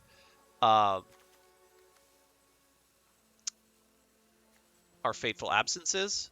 Because if we had that in our hand, we could have gotten rid of his Faceless Haven the turn that he turned it into an Angel, right? So there are a lot of things that we could have done to prevent this from happening. I just did not know that was going to be an option for him at any point in the game. Yeah, did he just walk away from the game, knowing that this is going to be taking forever? Are we going to get the win out of this just for that reason? Is he letting this happen on purpose? Yeah, whatever. I mean, you could make the argument that this deck is not fun to play, but we had a lot of fun with it right up until he surprised us with his little trick, right? What's this? Return a Planeswalker. Remove X loyalties from Planeswalkers. I'm not interested in any of that. Draw a card? No, we're going to decline that. We're going to Doomscar. Just because we can. There's nothing else we can do, right? Oh my gosh. Yeah, go ahead and do all of that. Aren't I generous? I will get what I want. Is he going to go to timeouts again? This is silly.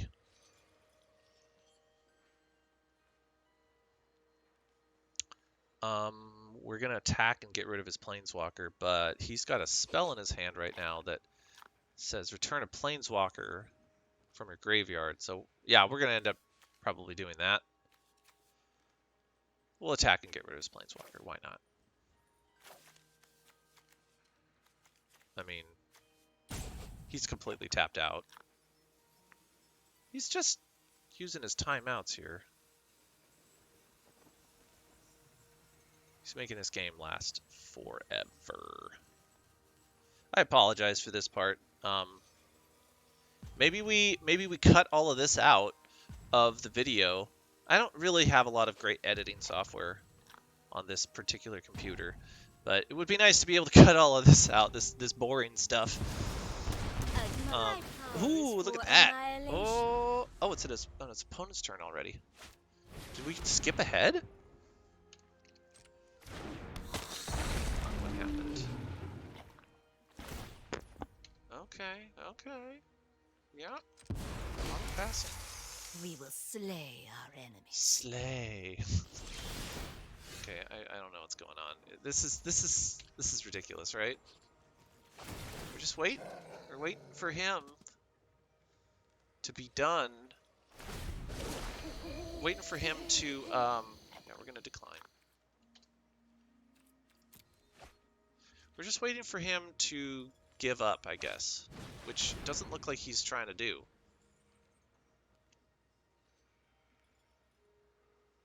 But he has used a bunch of timeouts, so we have a better chance of winning just based on his internet connectivity, probably. That might be what's happening, why his timeouts are going away. But that might be how we win, which is really sad. I mean, it looks like, yeah, his internet is probably just a little slow, and or he's just being kind of rude and is stalling on purpose. Let's see. If it gets to, like, right there at the end and then he goes, no. Yeah, he's going to use his timeout. Used. Okay, so he just used another timeout. I don't know how many times he's allowed to do that. He's casting stuff now.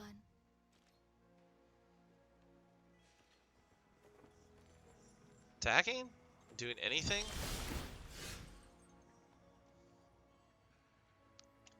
I'm passing. I'm not doing anything right here. Yeah. I'm doing nothing. I'm waiting for you, dude.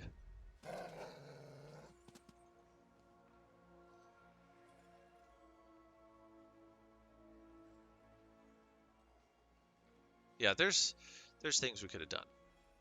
We definitely had 8 cards in our deck that are answers to this specific situation. 4 of those 8 cards were instant speed, so they had to have been done at the time of him doing the thing that he did. And what we were trying to accomplish at that time was we were trying to win the game before he could pull off, like, assuming that he had a Field of Ruin somewhere in his deck. What we were trying to do was win the game before he could find it. And it was really tricky because he had these Predators out, and the Predators could get indestructible, so we had to time our removals correctly in order to get through with any damage whatsoever. So there was a lot of difficult steps that we had to face. But maybe next time we just be a little bit more patient. We do things a certain way so that we can accomplish what we're trying to do, which is, you know, we had the Faceless Havens. It just seemed like he was looking for a way to solve the problem, knowing that he didn't have any land destruction cards. And he figured it out. He found a way to do it. And it wasn't like, I have to do this quick kind of thing. It was like, I just have to be able to do it, right? Once he was able to do it, maybe...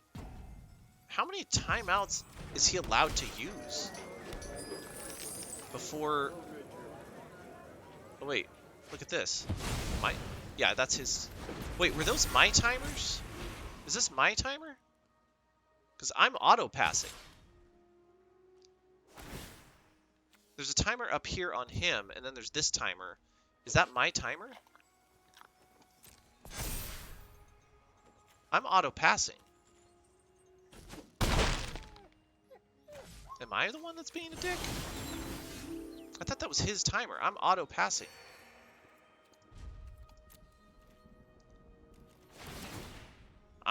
I did not mean. I thought that was his timer.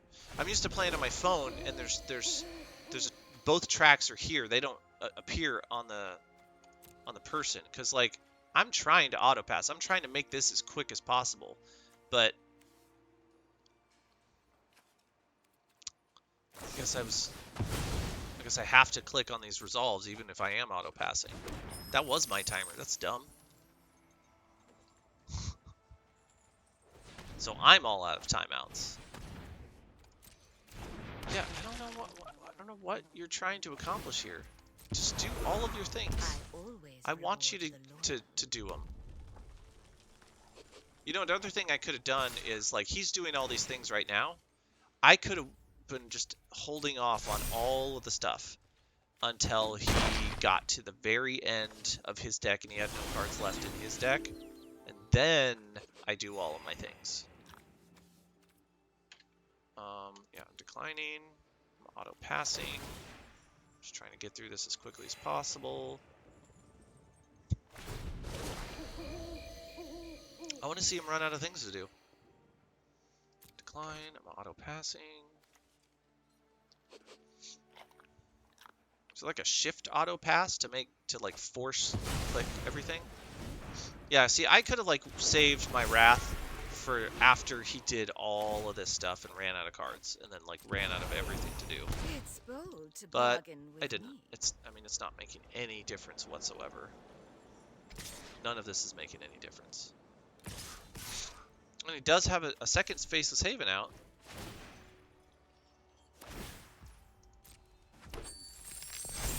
It's forcing me to click on all this. That was my timer. I thought that was his timer, and then when I saw the blue thing on his side, I was like, oh wait, I'm not on my phone.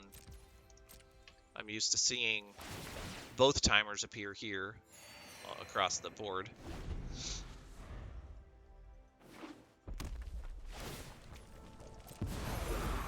Go on, run, but we will catch you. You won't catch me. There's nothing either of us can do here. Just trying to make this go fast. Faster, faster, faster. So he's got 3 cards left. He's going to run out of cards, and then we're just going to be sitting here. Don't know if it's going to be called a draw. Seems like it should. Seems like there should be something in the code that says neither player has any cards to draw. There's nothing either player can actually do. Seems like that would be the case, but no, nothing is happening here. Ah, interesting. Okay, hold on. Exile all cards from all graveyards. There it is, isn't it? Okay, so that is how he can manage to defeat me, actually.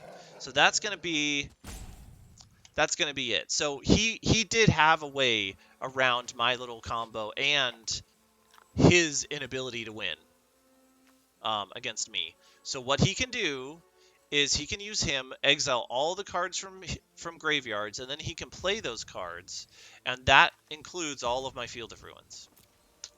So, essentially, since I have no way of killing his Planeswalker now because I've ran out of all of my cards, he has the game. All he has to do is cast my Field of Ruins. So, yeah, that's the game. Okay, so a little bit of oversight, but even in defeat, we are able to show off how well this deck performs, because there was just a couple things that, like, we definitely had the upper hand. He only had like, it looked like 2 Tybalts in his entire deck. We don't have any way of like removing his graveyard from the game. That would be kind of useful, like as a backup or something. I don't think that there's Is there anything in Standard right now that can do that? As like an artifact ability? Let's see. Removing, remove, or no, it wouldn't be remove. It'd be, I mean, this card exiles one target card from a graveyard. Well, we're looking to try and remove the entire graveyard. Exile the entire graveyard. And I don't know that there's an artifact that does that.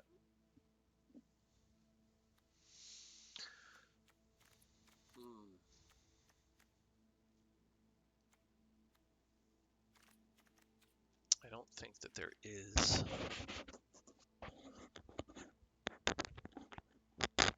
Not in Standard, at least.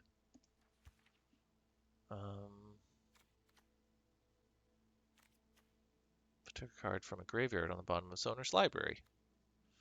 Not worth it. Put up to one target instant or sorcery from a graveyard on top of your library. Still not worth it. Only instants and sorceries. I don't think it would actually do us any good. So what we wanted to do was we actually wanted to add one Cosmos Elixir and get rid of one Sigarda Splendor. You know, I was saying they complement each other really well, and they do, but I think that Cosmos Elixir pulls its weight a little bit better.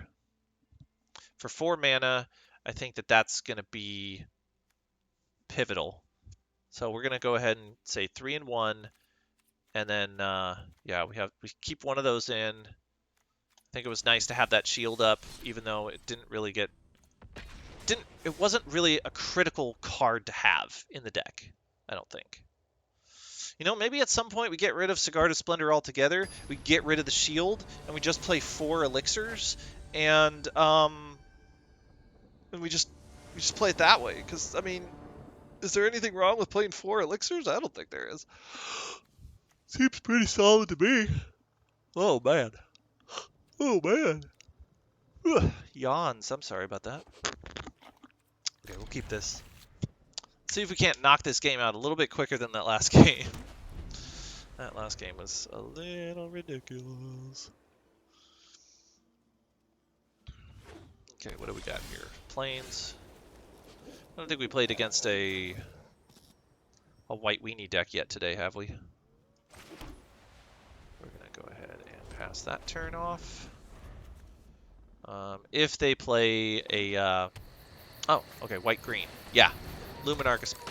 Yeah, we'll just get rid of it now. It's worth getting rid of for sure. Absolutely. Okay, so Faceless Haven, then Celestis, I think is the play here. We're just playing all of our stuff as quickly as possible. We got a 4th mana. Now we're going to have a 5th mana next turn. We're getting rid of cards in our hand, so if he plays a creature, we can Sunset Revelry. We just didn't want this thing in play because this thing just gets bigger and bigger. That's not so bad. A 2/3 that has to exile himself. I'm not too worried about that. He can't actually block my Faceless Haven with it, so why don't we do that? Why don't we attack with Faceless Haven? Because he can't really do anything about that. And this will put him on the back foot, right? And then we can also... No, I don't think it would be wise to Sunset Revelry here.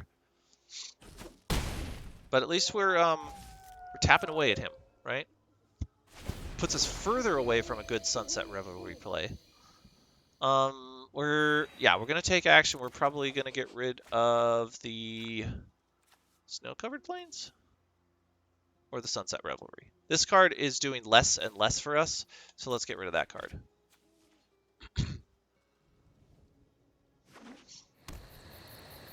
I think we're just positioned really well for now.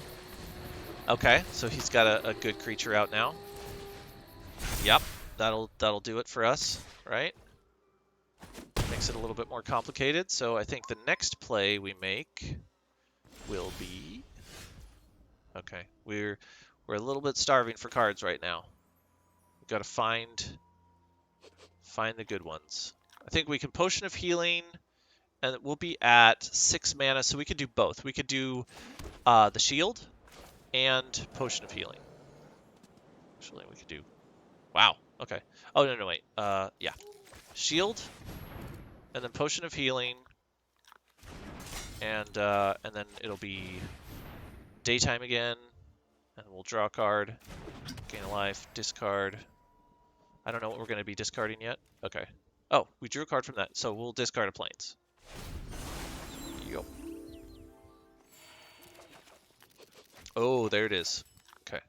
So we wanted this to get rid of, well, we want to get rid of this, because we don't need him gaining life, right?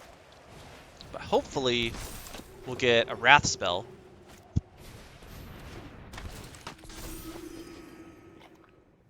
Yeah. Hopefully we draw Wrath and wipe this board up. Clean it up goods. Okay. Ugh. Alright, so this is looking a little grim here, huh?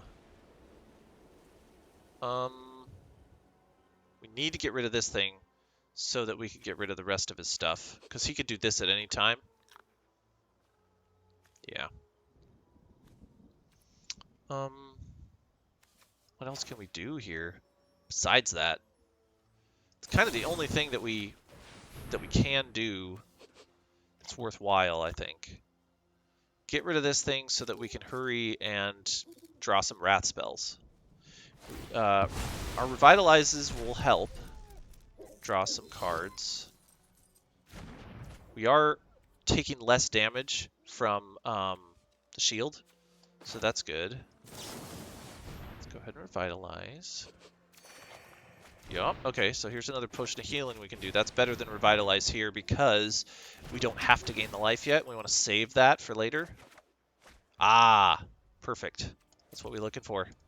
So next turn, we'll Doomscar. Hopefully he doesn't have another one of those make everything indestructible cards. Well, you know what's funny is he sacrificed that thing, and he didn't get the clue token out of it. Bonus to us. I mean, he thought that maybe we would have more removal, but we don't.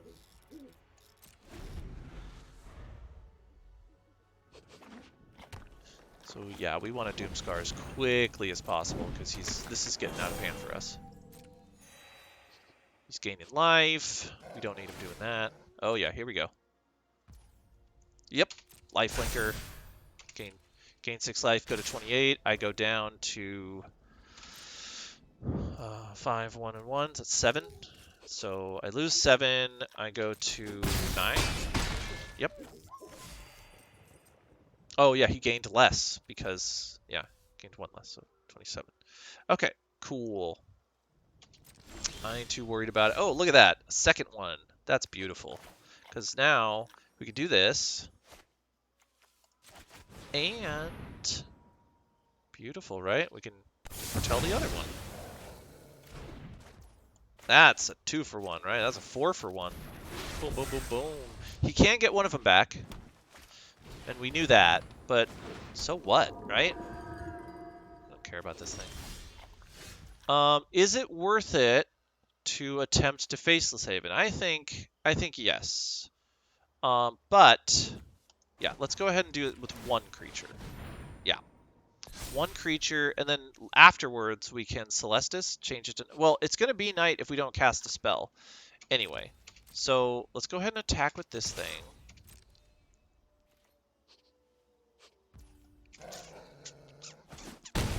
And then let's just not cast a spell. Let's just pass the turn. It'll change to night. Draw. I don't know what we're going to draw, but we'll... Plains. Do we need the Plains, or do we need the Field of Ruin? Man, did we screw up that last game by not keeping our Field of Ruins. Do we need the Plains? We will need... Eventually we'll need 6 white. No, we won't. We'll need 5 white. And we'll get there. We will. So we don't need the Plains because we know there's plenty of other Plains in here. That Field of Ruin is going to find us a Plains. Yeah, we need 3 white. And then we need 2 more white plus this. And yeah, that'll be enough. Actually, I don't think that's true. No, we have enough white right now, I think. Because we could use these to activate itself. We got another Doomscar, so this is nice. We get a 2-for-1 here. Okie dokie. Okie dokie.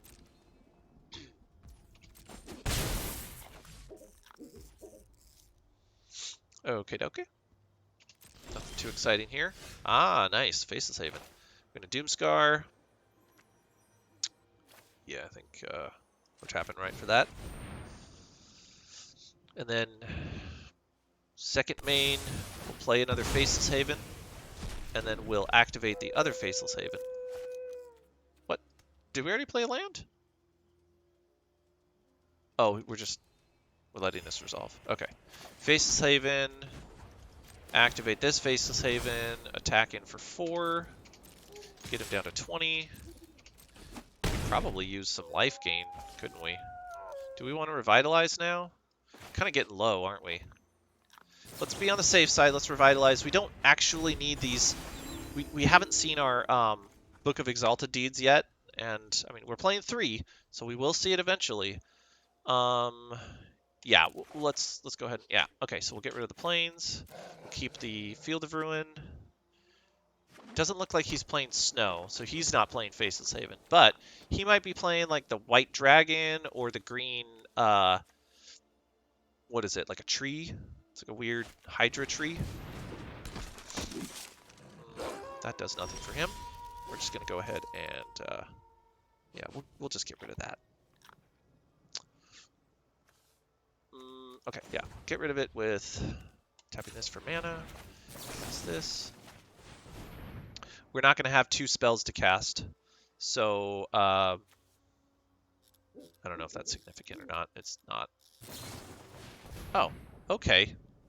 Is that really necessary? Weird.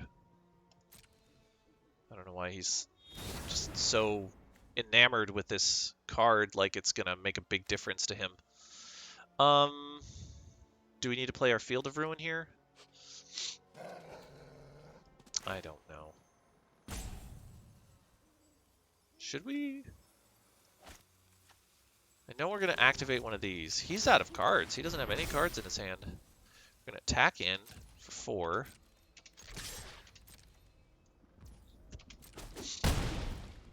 Let's go ahead and play a Field of Ruin, and let's turn it to night.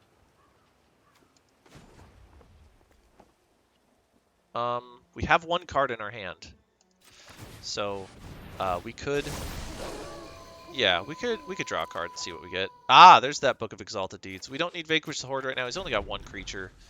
It is nighttime, but we can switch it on and off however we want. And it looks like we just got the combo, so we are sitting very pretty here. We don't care if he deals us damage. We can skip Celestis. We don't need to be drawing cards with Celestis every time that happens.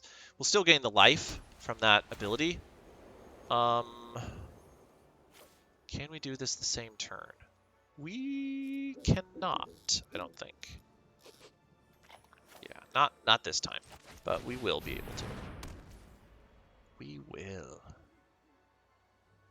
So if I activate this, it requires 3... Oh, no, I can. I can totally do this.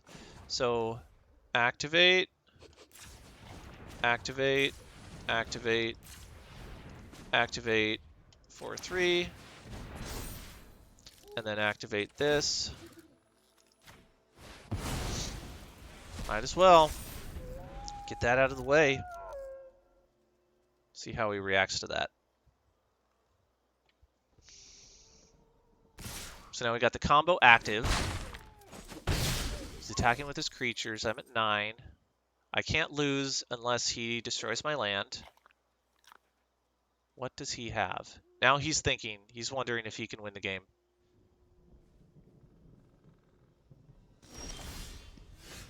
You know what's nice about this is it tells me that my opponents have not been exposed to this type of deck before. I think that's what it tells me. Let's see here. It's nighttime. Let's go ahead and change it to day. We have cast a spell, but it's not 2 spells. Oh no, wait. Yeah, we're gonna change it to day, so that we take less damage, and we're not going to activate. We're not going to draw and discard. Yeah, we're just going to do that. We're not going to gain life this turn. We don't need to. I mean, that gains us life. I meant, like, we don't need to, like, sacrifice the potion of healing for any reason right now. What you gonna do, dude? Yeah, just keep plugging away. That might make a difference. Never know. I got no cards in my hand, so that doesn't matter. I'm gonna eventually draw a Wrath spell. He has to pay 1 if he wants that to resolve. Why is he...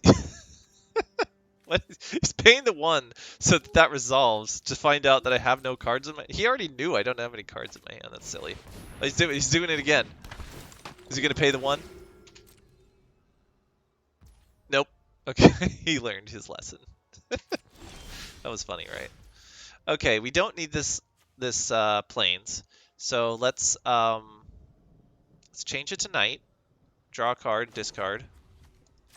Even though it's going to turn to night anyway.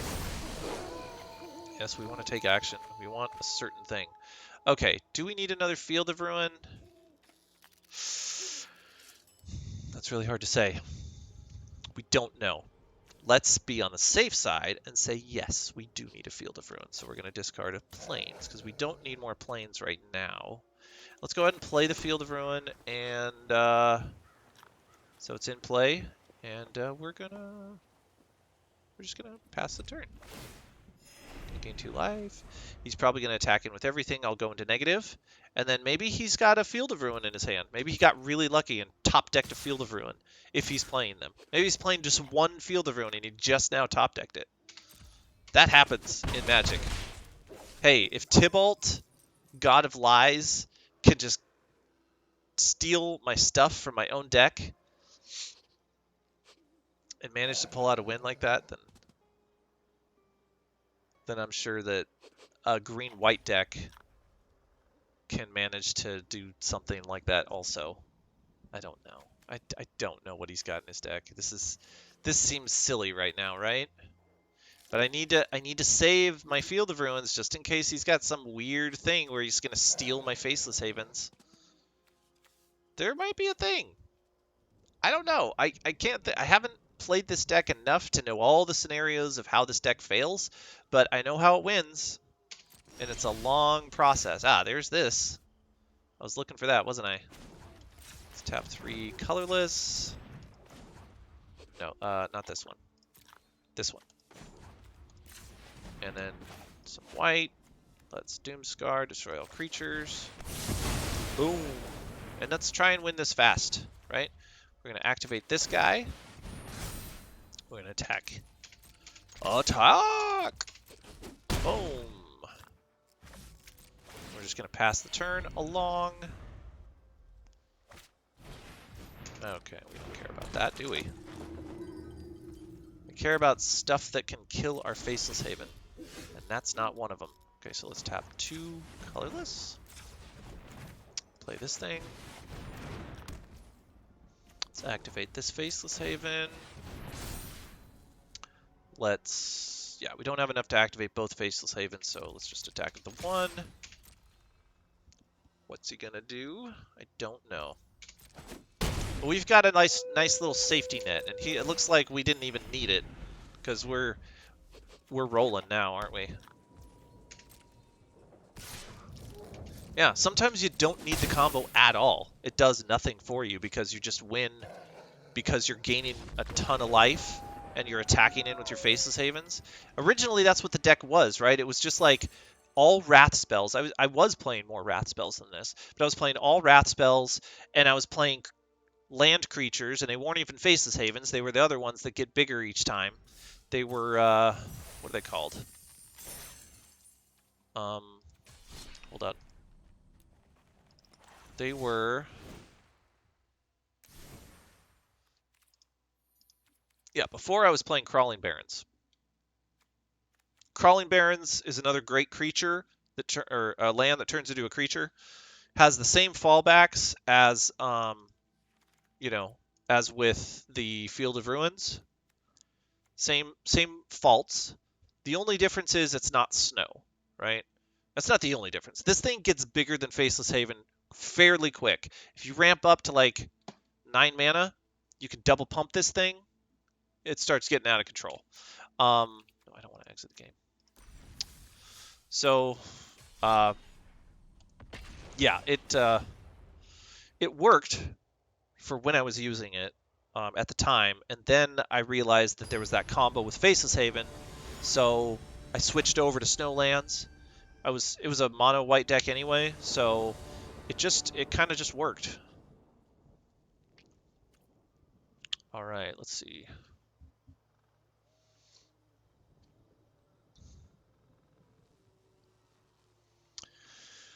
Keepable hand. Sunset Revelry could pull us out of a bind here, but we also have these Faithful Absences that'll carry us further into the game if we need them to.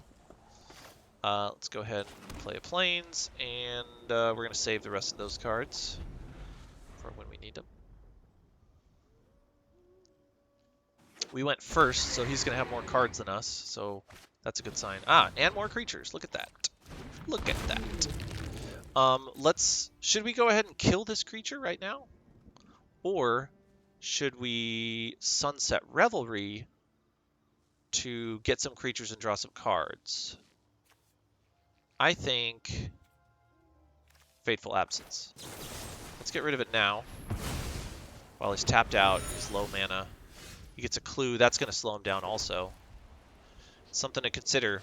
Giving your opponent a clue has an advantage for you as well, because now they're tapping mana for that instead of tapping mana for creatures, and creatures are what we're most afraid of. I mean, we're not that afraid of them because we have Sunset Revelry, but like when your opponent's playing Smoldering Egg and then turning him into a dragon, like that's no fun. We don't like that. Okay, so he's most likely got some counter spells. So we're just gonna hang tight. We're not gonna cast anything. He's gonna clue this turn.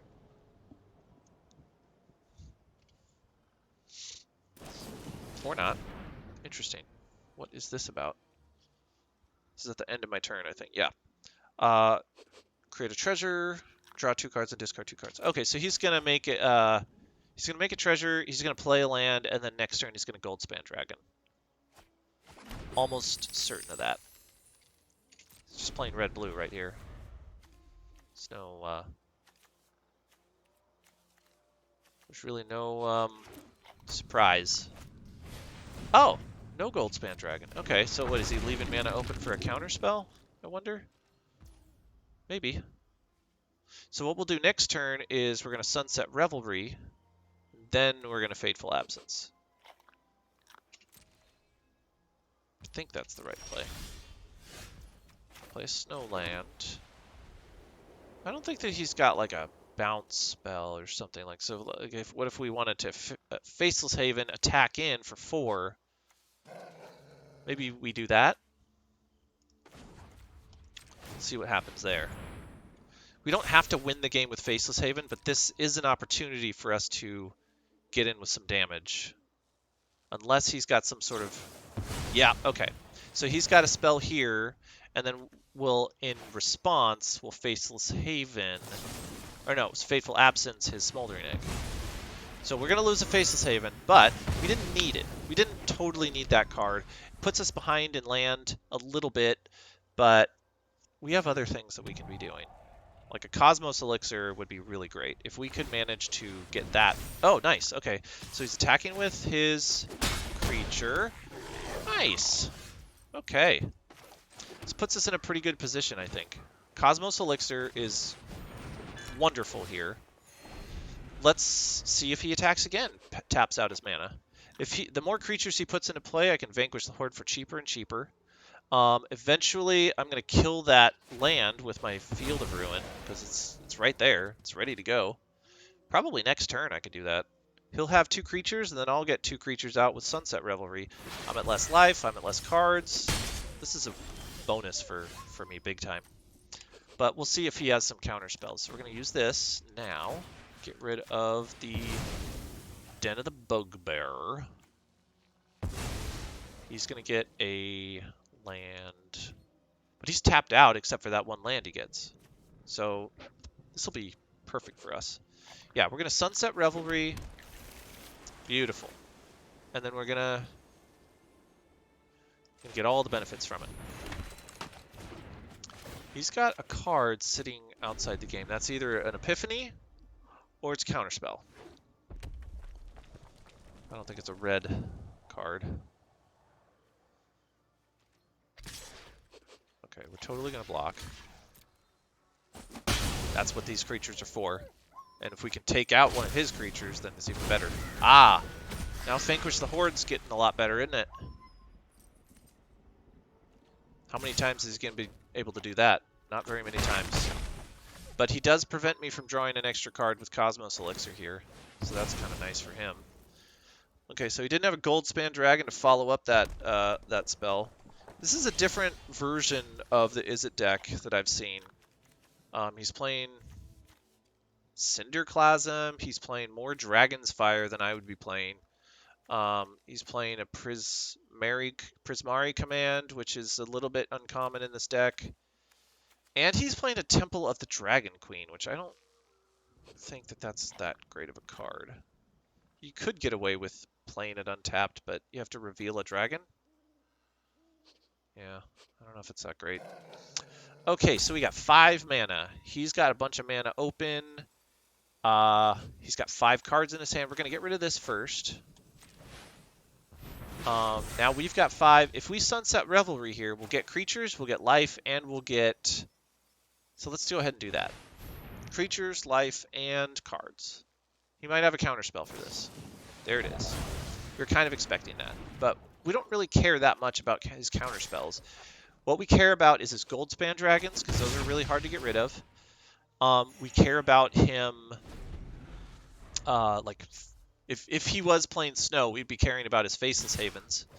We also care about his Smoldering Eggs, which he doesn't have. Ah, okay, Memory Deluge. Memory Deluge, dude. This guy's got some major eyeball issues here, huh? It's a cool card. Cool, interesting looking card. Super weird with those eyeballs. It's a really, really neat design. Okay, so let's see. We were able to... I mean, his creatures are offset by our Cosmos Elixir, so that's causing him a lot of problems right now. We have a Doomscar in backup right now. We are not going to Book of Exalted Deeds because he's got a mana open here. And that tells me that he's got a counterspell waiting for me. It would be nice to be able to do that, but would also not be worth it. Let's go ahead and attack, because this guy is doing a lot more good on the ground than these guys are doing in the air. Let's Potion of Healing here. We can draw a card, and if he counters this, big deal. He's never going to counter a Potion of Healing. That would be a huge mistake. It looks like he does have a counterspell. Oh my gosh! That did nothing for him. Why would he bounce that back to my hand when I could just recast it? Oh, he wants to kill that thing. He really doesn't like this Cosmos. I wouldn't either. That is an awful card to have to deal with. But now that we... Oh, wait. Should we put a Book of Exalted Deeds? That gives him a second target to target with his Artifact Destruction. Do we want to let him do that? I think we are very well positioned to allow this to happen. We got 3 of these in our deck. We got 3 of these. He's just got 1 Artifact Destruction, and he's got to make a hard choice here. He's definitely got to cast this. He's got a lot of mana. Yeah, that's a pretty good play, right? But Vanquish the Horde. He's getting rid of the elixir. Yeah, he doesn't like that elixir. That is causing him a lot of problems. But this will cause him a lot of problems as well. And for obvious reasons. Okay, he's probably got a counterspell. So how should we go about this? Let's do a Potion of Healing, see what he does. If he counters this... Nope, no counter. I'm going to draw a card. Let's go ahead and Revitalize. Gain some life, get an Angel. And then we'll exile Doomscar, get that ready for use. Yeah, we have got a nice little plan here. We're gaining life. We don't need to attack because it'll just bounce off his egg. We'll get an angel. He may have a burn spell for that, but then that's just emptying his hand for no reason. That's just getting rid of tokens, right? Memory Deluge. Nice. Ah, okay, so that activates his dragon. Are we going to block with our angel? Probably yes. Because we're just going to be vanquishing the horde next turn. That's really the only play we have. And then we gain some life with Potion of Healing afterwards, get an angel, and then we're good. We have 2 ways of wiping the board. And we'll have 7 mana next turn. Oh, okay. That makes Vanquish the Horde a little bit harder to use. But he's tapped out, so he's not going to be able to counter it. So we're in really great shape. Oh yeah, we're in great shape. Yeah, we're totally going to block. Save ourselves the 4 damage, because we don't need to go down to 18. That's not useful for us. Play a land, vanquish the horde, gain some life. This is the beauty of the deck here, right? We got a nice little backup Book of Exalted Deeds. What we need is a Faceless Haven, but there's a decent chance that he's got a Field of Ruin. Oh, okay, whatever. I don't really care about that too much. Telemarketer, no thank you. Oh, Goldspan Dragon. That's a tricky one to deal with. But we have Doomscar. We've got 2 of them, in fact. Nice. Okay, he's tapping out a little bit. He's still got plenty of mana, though. He could very easily counter our Doomscar. What we need to be worried about is Alron's Epiphany. Oh, okay. That's a land that we have to worry about as well. But that's what our Field of Ruins are for. Just need to find them. Are we going to find them? We're kind of in a bad place because we don't have a way of getting rid of this Hall of Storm Giants, and that's a 3-turn win for him, right? We'll play a land.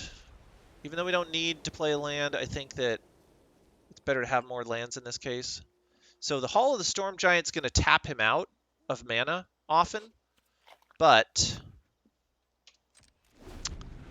what we need is a Field of Ruin real bad. Field of Ruin will solve all of our problems right now. So we got 3 turns to draw into a Field of Ruin. If he does anything else, then it's just going to be harder for us, but I'm not worried about anything. Oh, okay, Elrond's Epiphany is a problem.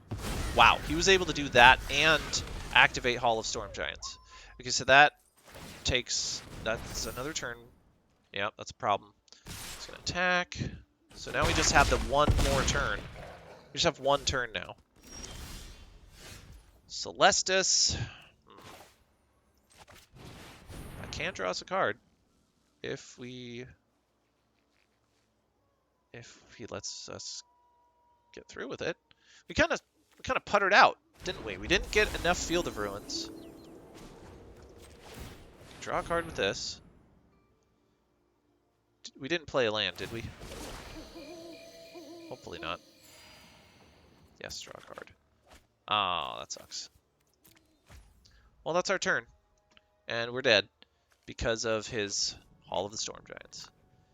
Which I think is a great it's a great selling point for Field of Ruin. I mean, this whole deck that we're playing is a selling point for Field of Ruin, but like the fact that we're losing because of this 1 land, and like it's such a simple solution, you just get a Field of Ruin.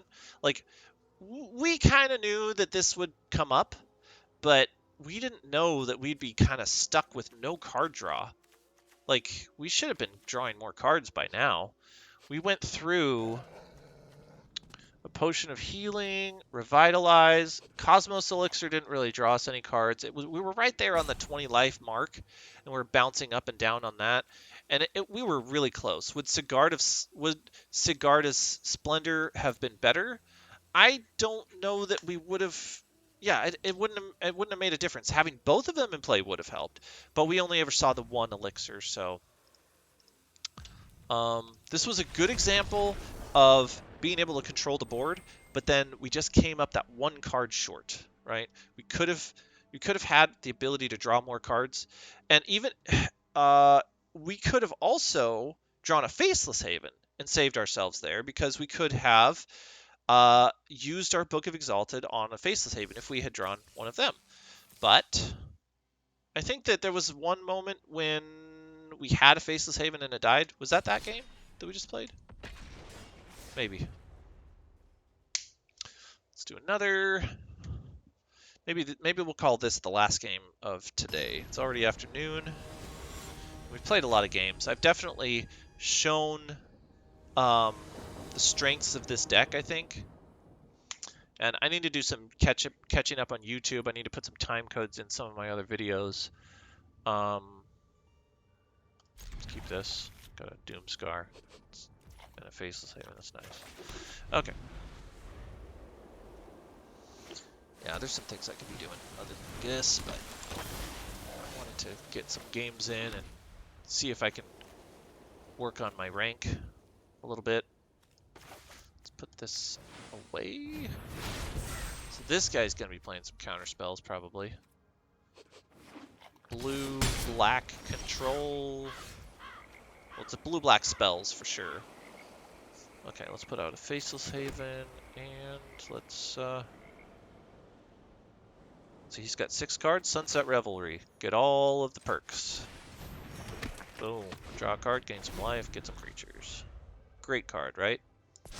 Ah! He was able to flip his dude. Very nice. Very nice. Ah, Celestis. So he's playing a pretty control-y deck. Black-blue version of what I'm playing. Maybe, maybe not. No snow lands yet, so...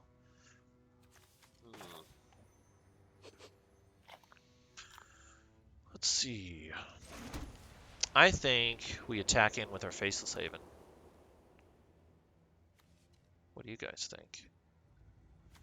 I don't want to be, I like this play. Technically, he's got a colored mana, so he could, like, bounce to my guy. You know, like with a unsummon type spell. But, knowing that we're getting through with more damage than he is, and that we've got a lot of life gain in our deck, I think that should scare him enough to, like, fill the board with more creatures. Plus, if he doesn't, we have a Fateful Absence that we can get rid of his creature with. And I think we're in good shape. He's got a lot of untapped mana now, so he's, like, planning on doing some stuff. Ah. That makes it interesting, huh? Let's put another Faceless Haven. See if he gets squeamish. Let's play a Celestis of our own, see if he counters it. And if he does, then we'll Fateful Absence his guy, and then we'll attack for 2. Okay, that's not as bad as a counterspell. But we'll still go ahead and Fateful Absence. Even though he's got 2 mana up, I think it's safe to try. We could have also used Exile Doomscar with Foretell, but I think getting rid of his guy is probably important. I mean, that's 3 extra damage per turn. When we, like, with all of that mana untapped, him playing black, I don't think attacking with a Faceless Haven was the right move there. Even though he didn't have any blockers, I just don't think... Ah, there's a Faceless Haven right there. Look at that. Poppet Stitcher. Good card. Really good card. He's probably got... Oh. No, he's not. He's not going to cast Teachings, but he could cast anything, right? Oh, Meat Hook. Okay, that's a good card. Interesting. Okay, is it worth Doomscarring here? I think if we do, first we Celestis. Absolutely, we Celestis. And we have a backup Doomscar. So why don't we just do that? Because Pop and Stitcher can be very unfriendly. Let's go ahead and pop. Let's go ahead and Doomscar. And we got a backup, so I'm cool with that. It is just for the one creature. He's got a Faceless Haven now, but we've got more than one. Ah, Memory Deluge. Okay, so he's choosing to draw. Oh, and he's doing it for 4. Okay. He's got some counter spells, I think. He's probably got some removals, too. This is a little tricky. We're going to do this. Foretell. Oh, they used the white, huh? Interesting.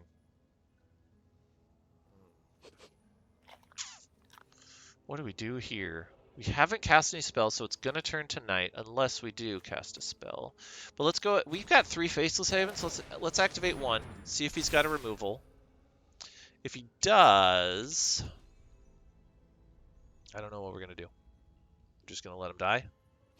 Probably. Oh, that's an interesting move. Strange, right?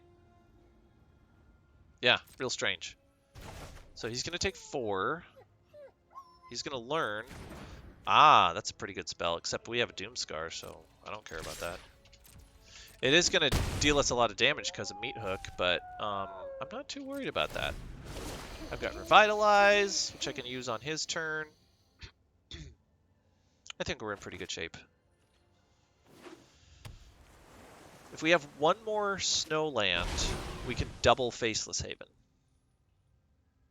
But not before we take care of his little army here.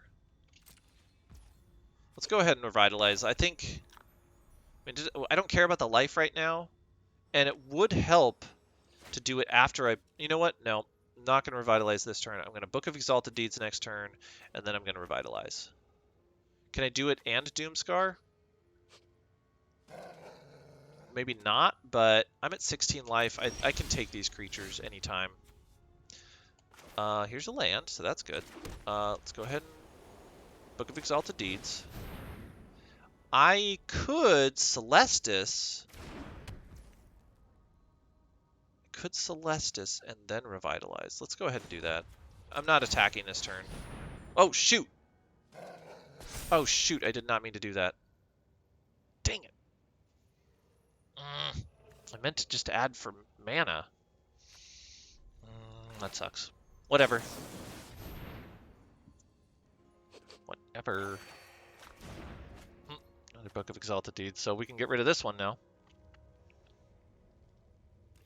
I mean, what are you gonna do? No, this is activate. Okay. All right. I messed up. I meant to tap that for mana to cast my Celestis, and then use the mana to do Revitalize. I don't know what happened. Oh, okay. Interesting. Okay, so what we're gonna do is on his first attack, if we can manage, we're gonna block the 2/1 flying. Nope. He's gonna bounce our guy. That sucks. He's gonna get an extra turn. We made a huge mistake, didn't we? I'm at 10. I think that's game. Ugh. Oh man, that was dumb. Okay, we should have Doomscarred. We should have just Doomscarred. That was dumb. So yeah, oversight. Should have played into an Alron's Epiphany. Should have seen that coming.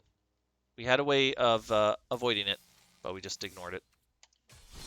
And I misclicked my stupid Celestis play. I think I was kind of planning on Revitalizing anyway, but I shouldn't have. I should have just Doomscarred there. I was kind of getting greedy with the Angel. I was trying to Angel. Oh, I said that was going to be our last game. Let's do one more. I already started this. Let's do one more. That last game was pretty quick. Yeah, it's just one more. This will be the last game.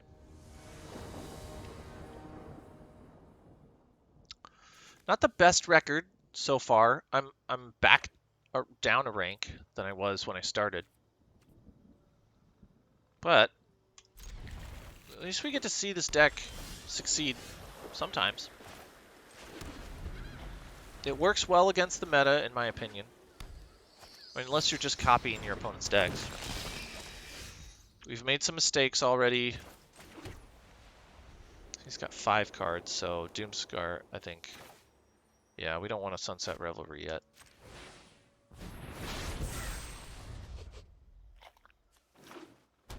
Okay. 3 cards. Oh, weird. He's not doing anything here. It's a pretty pathway. Got some cool artwork for these cards, huh? Really cool artwork.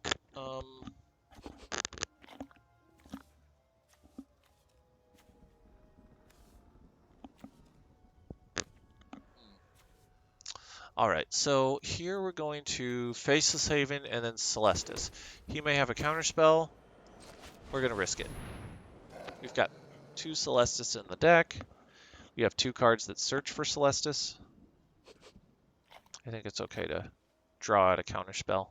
We don't know what he's playing. He may have counter... It looks like he does because, yep, divided by 0 just goes back to my hand. No big deal. Makes it harder to Revelry, but he's getting cards too. He's ramping. I think he's playing the Serpent deck. It's blue-green.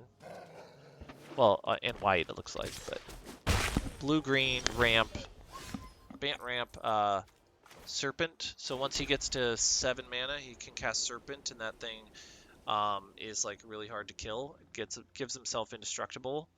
But if we hold a Fateful Absence, if we can find one of those, we can save ourselves.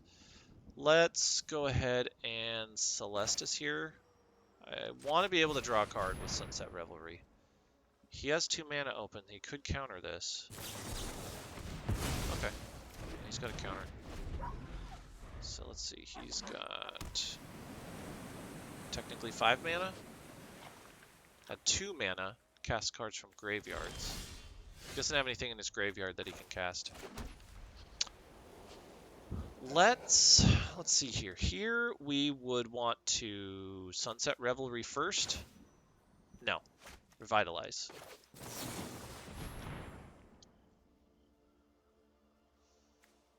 What's he gonna do now? Okay, now we'll move this to the side.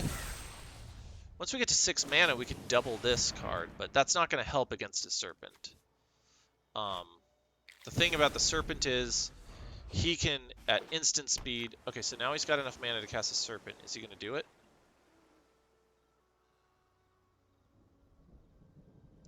Because if he does, he probably wins right here. No? He's playing Alron's Epiphany. It's just another Alron's Epiphany deck. Just all day. That's all I'm playing against. Alron's Epiphany decks. Okay, so now he's got 4 cards. So this actually does something here. So we're going to do this. And we're going to use the Faceless Haven. So we're not going to attack with that this turn. He's got mana up. Nice. Potion of Healing. Definitely need that. We need to get that Fateful Absence out or in our hand as quickly as possible, because if he does Serpent, it's uncounterable. But if he's able to Serpent into play, we have to kill it the turn it comes into play. Otherwise, we're totally screwed. We need to find one of these Fateful Absences. That might be the only way to take out that Serpent.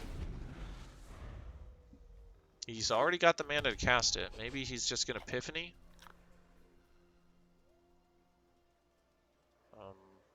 I don't know. Got another Celestis in hand now. Okay. Ah, there we go. There we go. Nice. Now we've got it. Let's go ahead and Celestis. I should have tapped the Faceless Haven there. This is our only other Celestis, so it's risky to cast here. Oh, Memory Deluge. Cool. Okay, so he may still find a counterspell and counter it, but let's hope he bounces it back to our hand instead of flat out counters it. Celestis isn't going to help us all that much more at this point. I think what we were really worried about is that Serpent, and now that we have a Fateful Absence in our hand, we can deal with the Serpent a little bit easier. Oh, it got through. Nice. Okay, so was that 2 spells this turn that we cast? No, that was the first spell we cast.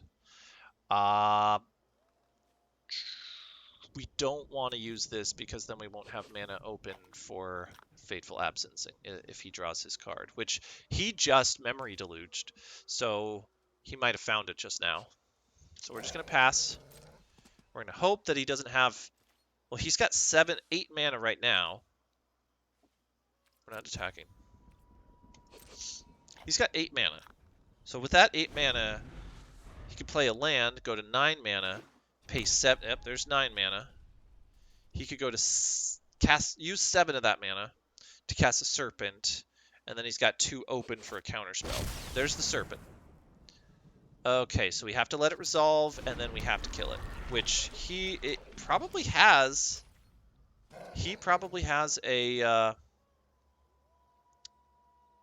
You know what we're going to do? Instead, we're going to Doomscar, and then we're going to leave 2 up for Fateful Absence when he sacrifices his thing. Oh, but then he could still counter it. I guess we just have to try and counter it now. Or have to kill it now. But he's got a counterspell. I mean, I'm fairly certain he did this having a counterspell in hand, because... Yep, there it is. Pay 3.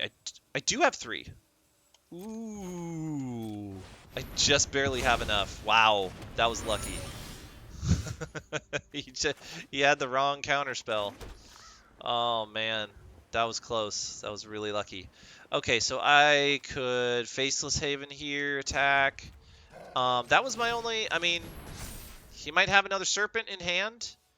But that was my only Fateful Absence. I mean, I could Revitalize after this, after attacking. And try and hope that I get another one. But he's going to have another counterspell, probably. I only just got lucky with the one. I do have some Doomscars, but I don't want to have to use those. That would be unfortunate. Let's go ahead and Revitalize. I really need to find another... Fateful Absence. Didn't find it. Okay. Maybe I can just win through damage. Who knows? If he's got another Serpent, I'm kind of screwed. There it is. Another Serpent. Yeah. We'll see how this plays out. I may be able to race him, but it's not likely. He's got a 6/6. This thing's going to put a token into play every turn. I also might be able to combo and make it unwinnable for him.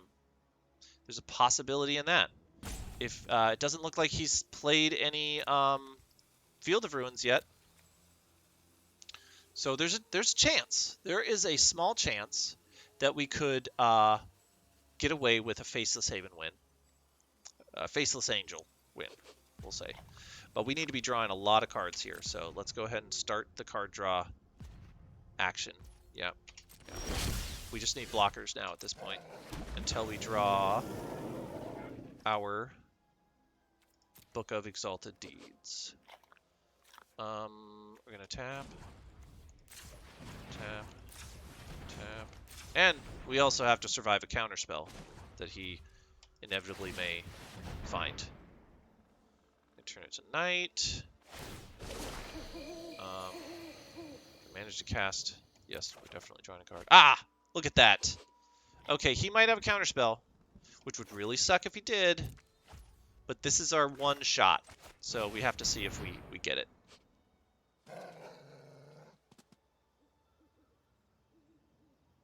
You only get one shot. Do not miss your chance to blow. Maybe we should have played a land first, because then we would have had 3 mana up. That didn't matter.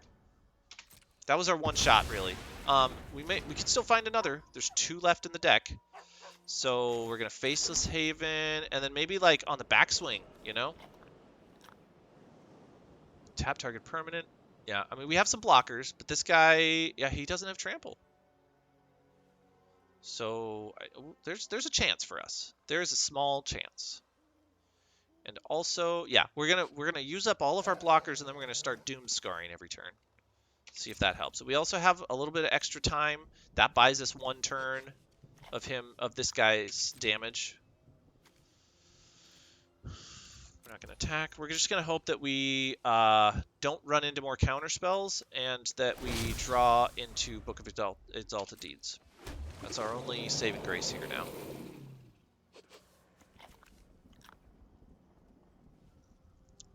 We have answers. We have ways of doing this. We just need to draw cards. And we need to not be countered. It's hard to play around counter spells sometimes. The best way to do it is to get card advantage. And this deck has a massive amount of card advantage in it if you can... Let's go ahead and block the 6 damage. We don't need to worry about that 2-2. We're just going to block the 6. We'll take 5. Okay. Yeah, what we could have done there is we could have blocked like a 3-3 as well, and then Doomscarred next turn, but I think that this is probably the better move. Yep, you're gonna get a thing. Ah, okay. So that's kind of good. What sucks is we can't draw cards with Celestis if we're doing that. And he might just counter this anyway. Let's see what he does. No, no counter. Okay. So that's going to buy us some turns, unless he's got some bounce spell or removal or something. Yeah, we're over 25, so we're going to be drawing a card at the end of our turn. That goes on the stack. Nope. Ah, okay. He's looking for something. Maybe he's looking for more counter spells. Maybe he didn't have a counter spell. That's why he didn't counter this elixir. Just found 2 cards. What are we going to do here? We're going to block that 6-6 again, and then we're going to Doomscar next turn. No, we're not going to attack.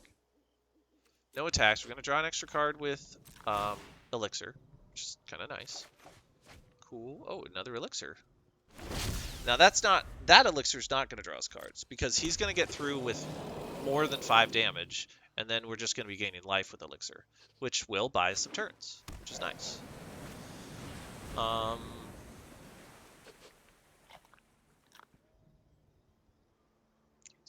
Oh, that's weird. Sunset Revelry. He's got a Sunset Revelry. That's not going to help him at all. It gained him some life, but no, it's not going to do any good for him. It's weird that he's playing this card, right? Seems weird. But Doomscar is definitely going to buy us some turns. I'm going to try and Doomscar first. Not going to buy us a lot of turns. Okay. Let's see. First, we're going to tap this for mana. We're going to Doomscar. This will get rid of a lot of his Serpents and his Creeper if it manages to resolve. He might have multiple counterspells in his hand. If he does, then we may just die this turn. Otherwise, we'll have a few turns to live. I think what we can Doomscar, we can have enough mana to Doomscar a second time and Cosmos Elixir. Oh, okay. That actually is kind of neat that he's able to do that. But you know what? No big deal. We have a second one, and then we can put this back into exile with another Foretold. What we're gonna do here is Doomscar again. Does he have another counterspell? He might. Very good chance of this. But if he doesn't, then he's going to sack one of his Oh. Oh, no. Well, I can foretell this. Put it away. That's kind of a neat trick, right? But then that's going to take away some of our mana to cast the Cosmos Elixir. But we really need this Doomscar. So we're gonna exile it. I think we actually... Yeah, we may be able to Field of Ruin here. Okay, so... Yeah, we foretold this other Doomscar. That's kind of nice. He's going to find all the other Doomscars in our deck and get rid of it. Yep, okay. And then we're going to Field of Ruin. And then we're going to Cosmos Elixir. Because we can't do this the same turn. But he might have enough damage to kill me. 6, 7, 8... 9, 10, 11, 12, 13, 14. Yeah, he's got plenty. Oh, and he's countering that. Okay, good game.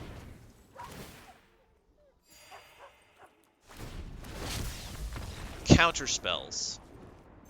You can't really. The only thing that's good against a counterspell deck is card advantage. That's the only thing I can ever think that is good against a counterspell deck. And the card advantage is what this deck does. We just weren't able to um, get the card advantage we needed in time. We did find a successful way of getting rid of that first Serpent, and then he found his second Serpent. So he got luckier with his draws than we did, and that is the only takeaway from that game, I think. Um, yeah, so that was the last game of the day. Not a very good run with our. Yeah, we definitely went down in rank, but we're still diamond.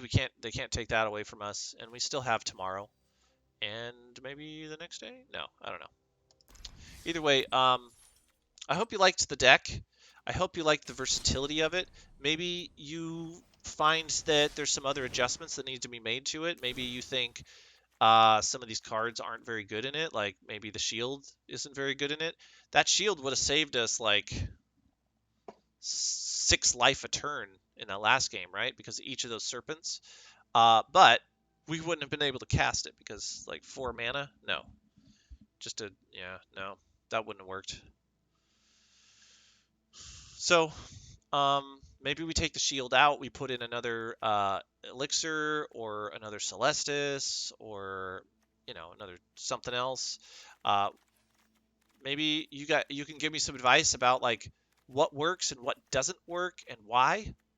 Maybe we need more Vanquish the Horde. Maybe we need more Scar to Splendor. Maybe that would have helped us, But if you want, tell me what you think. I don't have any viewers today, but hopefully this makes it onto YouTube. We did get a couple wins out of it, so it might be worth showing off. It's a fun deck to play. Sometimes the games go a little long, and yeah, hopefully you enjoyed it. I'll catch you guys on the flip side. Take it easy.